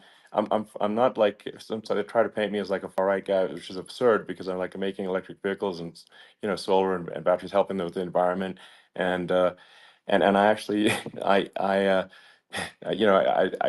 supported Obama. I stood in line for 6 hours to shake Obama's hand when he ran for president, and so it's not like I'm like some sort of long-term Republican. I'd call myself, uh, historically a moderate Democrat, but now I feel like we're really at a critical juncture for the country, and uh, I think a lot of people thought the Biden administration would be a We moderate used to have administration, moderate but it's not, Democrats. and obviously that we were just Yeah, going to see before they became communists. an even further left uh, administration with Kamala. That's my honest opinion. I mean, her dad is literally. I mean, she was brought up as an actual. Her dad is a Marxist economist. You can Google it. I mean, it's not a we're not making this She said up. she worked at McDonald's. I don't believe it. That's how she was brought up. So, and we She want to said have a McDonald's. future She that is meant prosperous, McDowell's. and I think we're just at this She critical what? juncture, She said and McDonald's, but she actually I meant think this is a McDowell's. And case unless you've of seen Coming to America, the you don't know what I'm talking about. America is kind of at a fork in the road, It's true. and I think it will take the path to, like, you are the path to prosperity, and I think Kamala is the opposite. Then that's my honest opinion. I'm And gonna get that's coming from attacked like someone who's crazy, and brilliant. I've also experienced quite a bit of lawfare myself, and but I'm just trying to tell people my honest opinion, and I haven't been really active in politics before, and I'm just trying to point out that my track record historically has been moderate, if not moderate, slightly left. So this is to people out there who are in the moderate camp to say, I think you should support um, Donald Trump for president. I think it's actually a very important junction in the road, and we're in deep trouble if it goes the other way. Well, I want to thank you. And, I actually always did think of you as somewhat left. I must say that. So it's Yeah. even more of an Well, honor to have yeah. your endorsement. I Stop know how insulting strong you him. feel about it. But, when you think of her, San Francisco, Because of the 15 years character. ago, I had a great friend, Bob Tish. He said it's the greatest city in America. And now it's almost not livable there. And California likewise. And she was involved in the destruction of San Francisco and the destruction of California.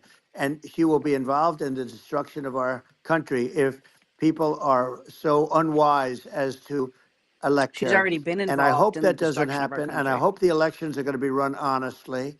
And we're going to turn this country around. We're going to I do wish he had things talked, that, and we can Elon do had it talked fairly about quickly. And election we have to get integrity. rid of the criminals that have been, given to us by other countries as they laugh. They laugh at Yeah. us. They think we're stupid to accept these people. These are radical, stone cold killers in many cases and terrorists. And they're in our country by the hundreds of thousands. Yeah. And we have to take Yeah. them out. Yeah, I mean, if I could summarize it, perhaps, I think these are issues that I think most people in America would agree with, which is that we want safe and clean cities, we want secure borders, we want sensible government spending, we want to restore both the perception and reality of respect in the judicial system, stop the lawfare, and I think that's like, and how are those even right wing positions? I think those are that's just common sense, and that's I mean, would you agree with that? 100%. I don't understand, the whole, they call it progressive. They don't like the word liberal anymore, but call it liberal or progressive. I don't understand how somebody could say that it's okay for them to empty prisons into our country. And again, I told you their Yeah, crime rates definitely all not over the world okay. are going way down, which makes sense. In fact, the next time what we'll do is if something happens with this election, which would be a horror show, we'll meet the next time in Venezuela because it'll be a far safer place to meet than our It country. already Okay, is. so we'll go. You and I will go, and we'll have a meeting and dinner in Venezuela because that's what's happening. What are the rest Their of us crime supposed to rate's do? coming down, and our crime rate's going through the roof. And it's so simple. And you haven't seen anything yet because these people have come into our country and they're just getting acclimated, and they don't know about being politically correct law enforcement or lack of law enforcement. And our police, I have to just end with this. We have great police. We have great law enforcement, but they're not allowed to do their job. They have to be able to do their Yeah. job without being destroyed. Well, absolutely, and it's obviously demoralizing if you're a police officer risking your life to arrest violent criminals who could kill you and do kill you sometimes, Rick, right? and then you arrest the violent criminal, and then the DA doesn't prosecute, and they just let the guy out. Right. Well, then, like, why should a police officer risk their life uh, to arrest a violent felon Well, even if worse, Elon, nothing's going to happen? even worse, they prosecute the police officer. They go after it and they prosecute the police officer and they take away his pension. They take away his Yeah. job. He loses his family. He loses his house. Well, I thought it was very telling, like incredibly telling, that when there was that case where sort of a gang of thugs beat up police officers. I think it was in Times Yep. Square in New York, Yeah, New York City. and then nothing happened to those guys. They No were bail. let out, zero bail, and I think a bunch of them were given free tickets to California. Well, what is I mean, that is that is a gross indignity against the United States, and that's how this is insane. Like, have we lost all pride? That's why attacking police That officers how should can be such a a thing be domestic allowed to act of occur? I've never terrorism. seen anything. You know? We see where they get shot. It's a very dangerous profession, but it's something they're very proud of, and they want to be able to do their job. But I've seen them get shot. I've seen a lot of things, but I've never seen where these guys are standing in the middle of a big street, everybody watching them, and they're literally boxing, like punching, stand up fighting a police officer. There were two of them, and you Yeah, had about six yeah, of yeah. these guys, and they're punching the hell out of them. And in their own country, they would be dead if they did that. Yep. They'd be shot. They Yes. would be shot instantly.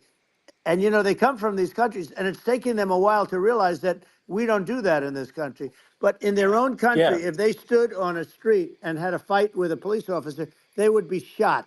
There's no political correctness, and yeah. It's it's just such a sad thing to see. And that's the reason we have crime, by the way, yeah, because we don't do anything about yeah. it. Yeah, we just cannot have a situation where our police officers are beaten up on camera by a gang of illegal immigrants, and then nothing happens to the guys that beat up the cops. I mean, and they're let out. This is Well, we're going to unacceptable. change it, Um, and we're going to get them out of the country. When I first got involved, they said you couldn't get them back to these countries. You couldn't take them back. In the case of Guatemala, Honduras, El Salvador, some others, you couldn't get them back. And I said, really? Oh, you can't get them back because under Obama, he couldn't get them back. They'd fly them in, and they'd put planes on the runways in these countries, so you couldn't land the plane. They'd bring them back. And the generals told me, sir, we can't bring them back. The countries won't accept MS-13 gang Parachute. members. They won't accept them. And I said, really, how much do we pay these various countries in terms of economic aid, which is also somewhat ridiculous?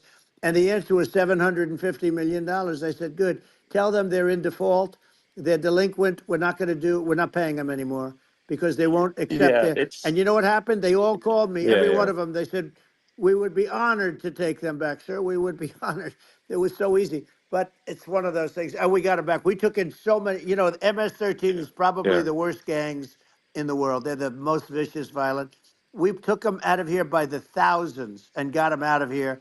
And their countries took them back. And because I said, you're not getting any more economic aid. And once I said that, they were nice. They wouldn't take them back for yeah, Obama. They yeah. wouldn't take them back for anybody. And now we have a problem because we have this guy, and they don't take him back anymore with Biden because they don't respect him. Yeah, yeah. It's just gotta be done. We just can't have whether they're citizens or not citizens. We can't have because they won't prosecute citizens either. Not just illegals. So It's like leaving your front if door it's you open can't all the have time. violent repeat violent offenders that are Nobody not does that. that don't get That's incarcerated right. because they will obviously by definition continue to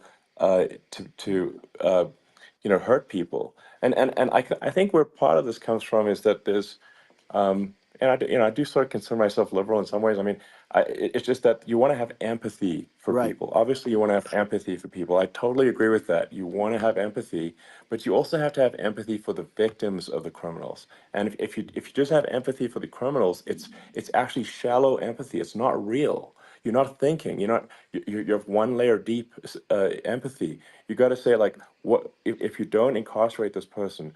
Who are they going to uh, hurt? Who are they might kill someone. They might Or rape how about someone. empathy If for you all the don't incarcerate them, you taxpayers have to have who have to empathy pay for these for the people before they pay for victims. American And there's a citizens? lack of empathy for the victims of the criminals, and too much empathy for the criminals. It doesn't make sense. That's why you want to have deep empathy for society as a whole, not shallow empathy for That's right. criminals. And we have to No give our doubt. police officers the dignity and the respect that they deserve.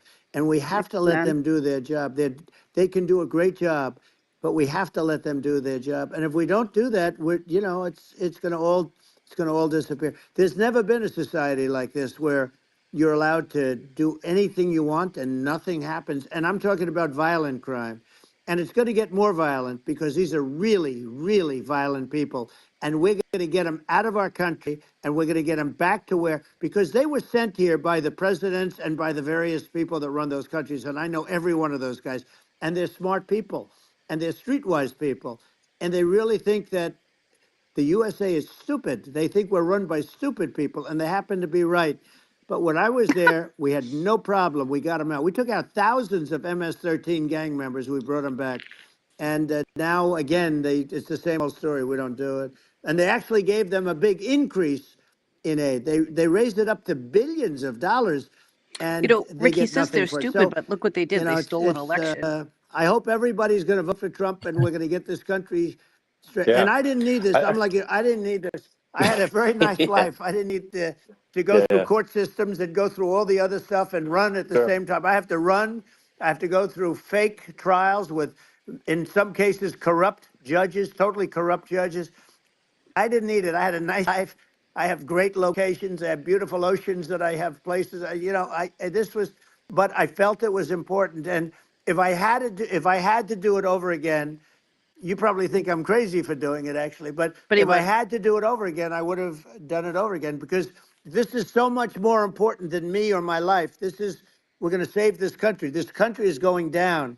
And these people are bad people that we're running against, and they're liars. They make statements. They do things that are so bad.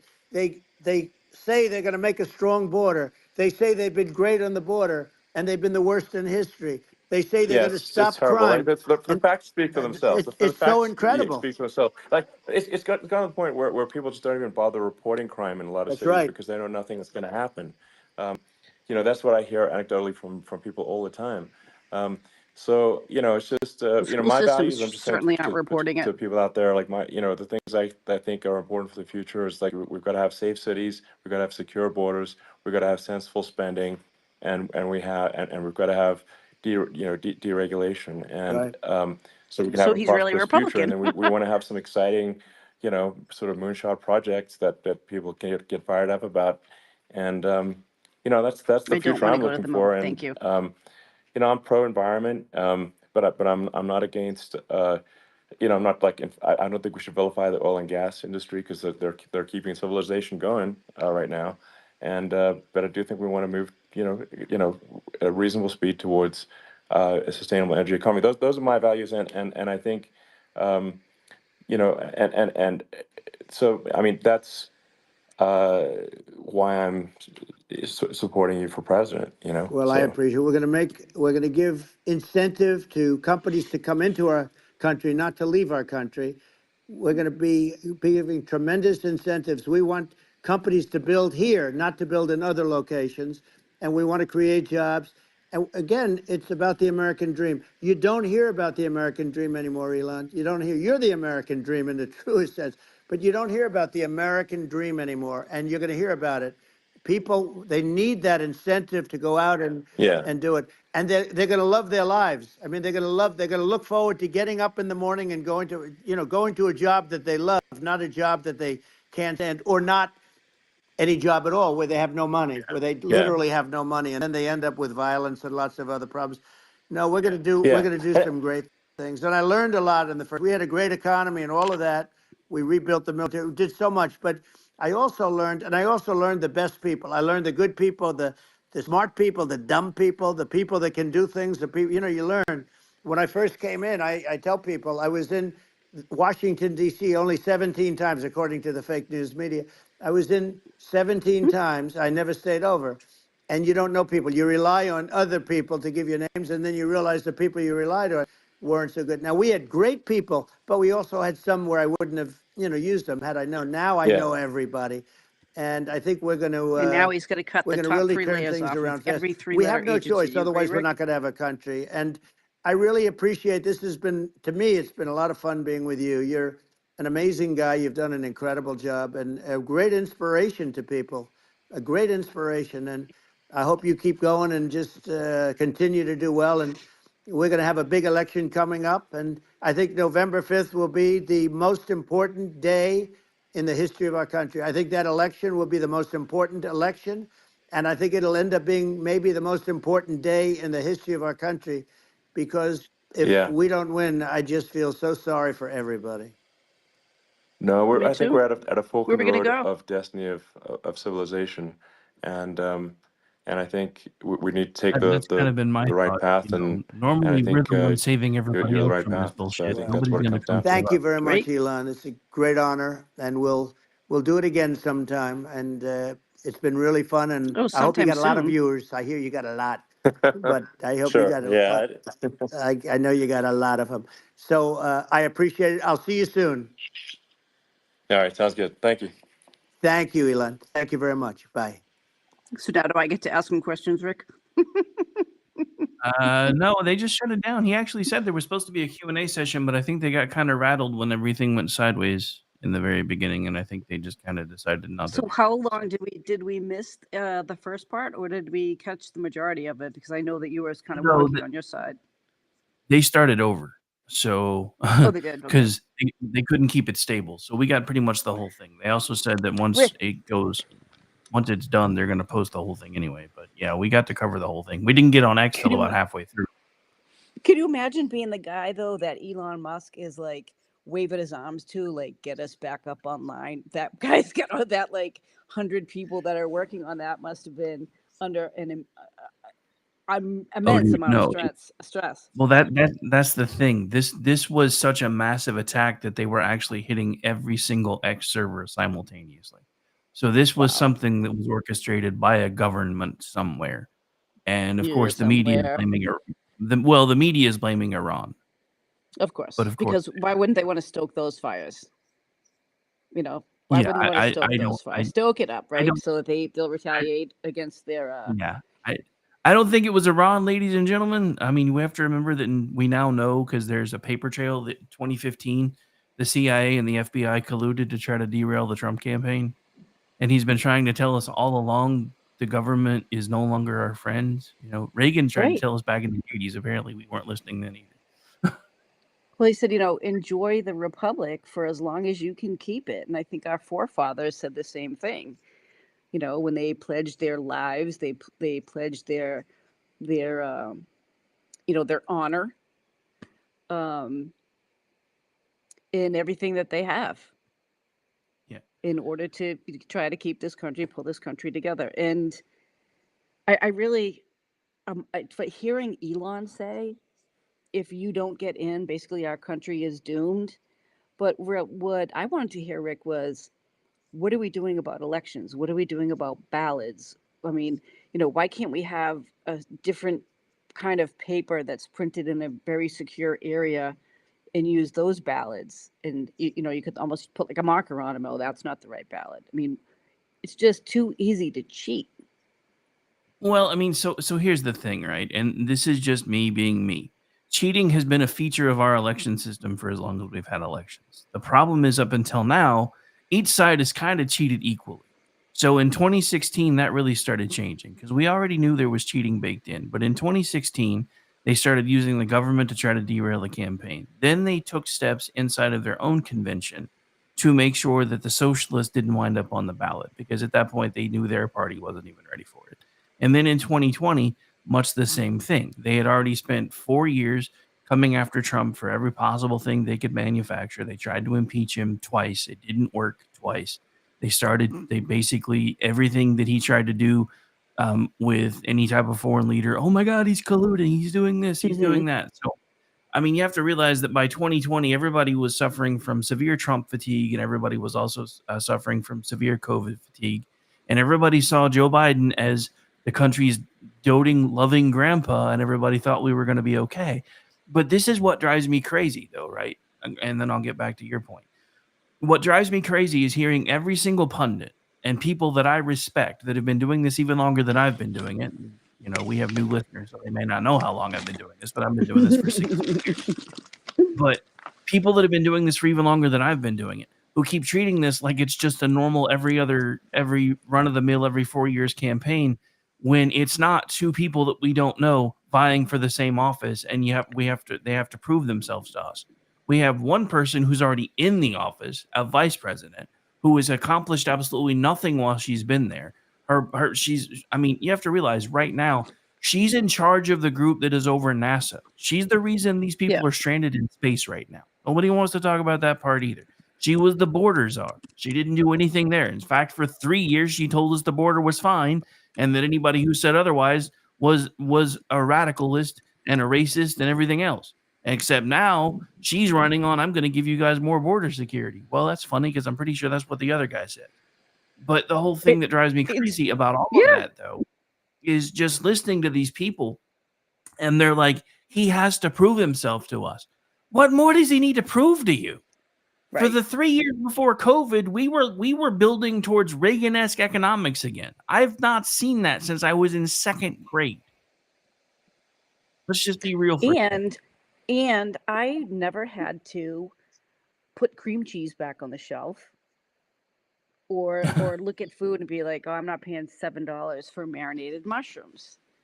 But, I'm just saying, when I was poor and living with a single mother and on welfare, because that's what we called it then, because it was to embarrass everybody, I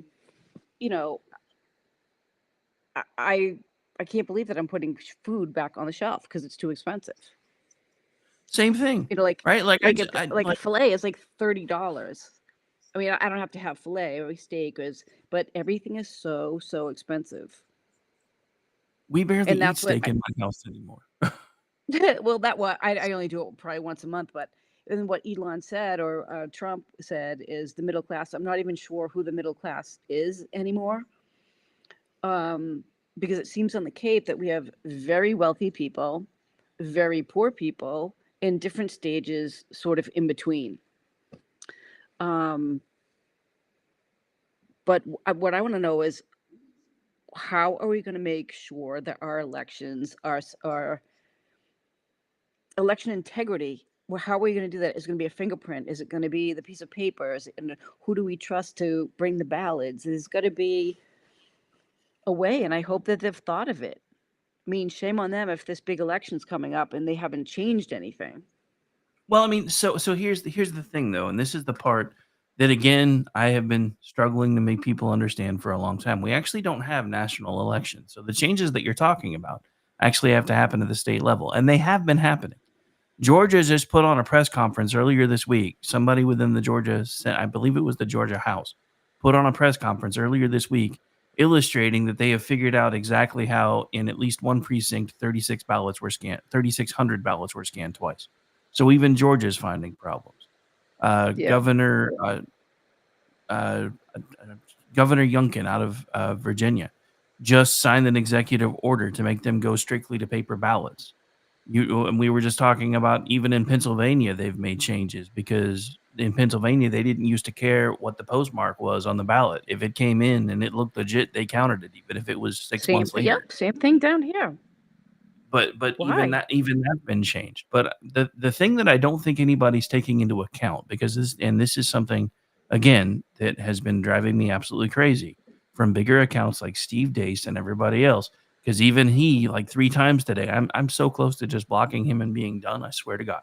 Because even today, he's like, I was walking my district. They use a different word there. And I realized that I'm the only person with a Trump sign in my yard. And basically, you could hear from the way that he was typing it on X that he didn't even really want to vote for Trump in the first place. And he's like, we can't want this more than the candidate does. And I'm like, hey, just in case you missed it, 4 years ago, I was going to say, well, just in case you missed it, 4 years ago, people got charged with trespassing at the Capitol and they've been put in jail for 20 years. For 4 years, anybody that supported Donald Trump has been called a terrorist by the President of the United States of America. For 4 years, the President of the United States of America has called Donald Trump an existential threat to our democracy. And he's doing it again. As he's trying to put him into jail. As you can now, there's now a paper trail leading from the guy who's prosecuting him on most of this stuff out of New York, right straight back into Soros's pocket. Same with their AG. All of these things that we can now see, and this is what I've been trying to tell everybody for forever, because I've done this for a long time, and even before I got vocal and did it publicly, I have followed elections for since I was a kid. I just really didn't know. I resemble that remark. But it's like I've talked to my friend Chad Alexander, who actually runs a political consulting firm and does local talk here. I said, you and I have a lot of things in common. I just didn't really have anybody to teach me what I could do with my interest until much, much later in life. Otherwise, I probably would have been around much the same career path that you did. Mhm. But that being said, Well, you know, that I did? well, no, that Is he that what you did. said? Okay, because we know what would happen to have not happened for you to be still doing the same thing that I was doing. Well, yeah, no. I meant I was speaking as if I was speaking to him. But yeah, Yeah. I mean, I did go down your career path to a point, and then things happened. Yeah. But Was that person anyway, convicted? yes. Thank God. But But yeah, anyway, so what was he mouthing off about? well, it was just I don't even remember what I was saying now. I got distracted. About Steve Dace? Oh, he was complaining that he was the only person that was, putting any Trump paraphernalia out in his yard, and I'm just like, dude, they just shot him a few weeks ago. Yeah. People that have openly supported him are being prosecuted. You've got women that are going to jail, old ladies going to jail for praying in front of abortion clinics. You've Can got you people that were That's supposedly so trespassing in the insane. Capitol that have been put in jail for 20 years. I'm pretty sure we have a stealth campaign going on right now. The only place that anybody's really brave enough to say that they're voting for him is on social media. And if we lived in England, that would be different too. Right. But anyway, I just realized the Well, Spreaker feed is down, so because we've been they going what? for. I Spreaker just feed went realized down? the Spreaker feed's about to be done because we've been going for 3 hours. Oh. Well, I tried to volunteer for the Trump campaign. I asked to be the co-law enforcement chairman for Trump. And the person who was running the campaign in Massachusetts or wherever they're running it from, I'm not even going to bother to say his name, said that I was too conservative and that he didn't want insurgents on the Trump campaign. Yet the people that are on the Trump campaign in Massachusetts, one of them was trolling for 14-year-old girls. The other one's a progressive. So, you know, Massachusetts doesn't really matter, but what states are you looking at specifically that we really need? Yeah, I don't know. I mean, was I Minnesota mean, really the pick? well, I don't. So here's the thing. This is my tinfoil hat moment. I don't think they think they're gonna win.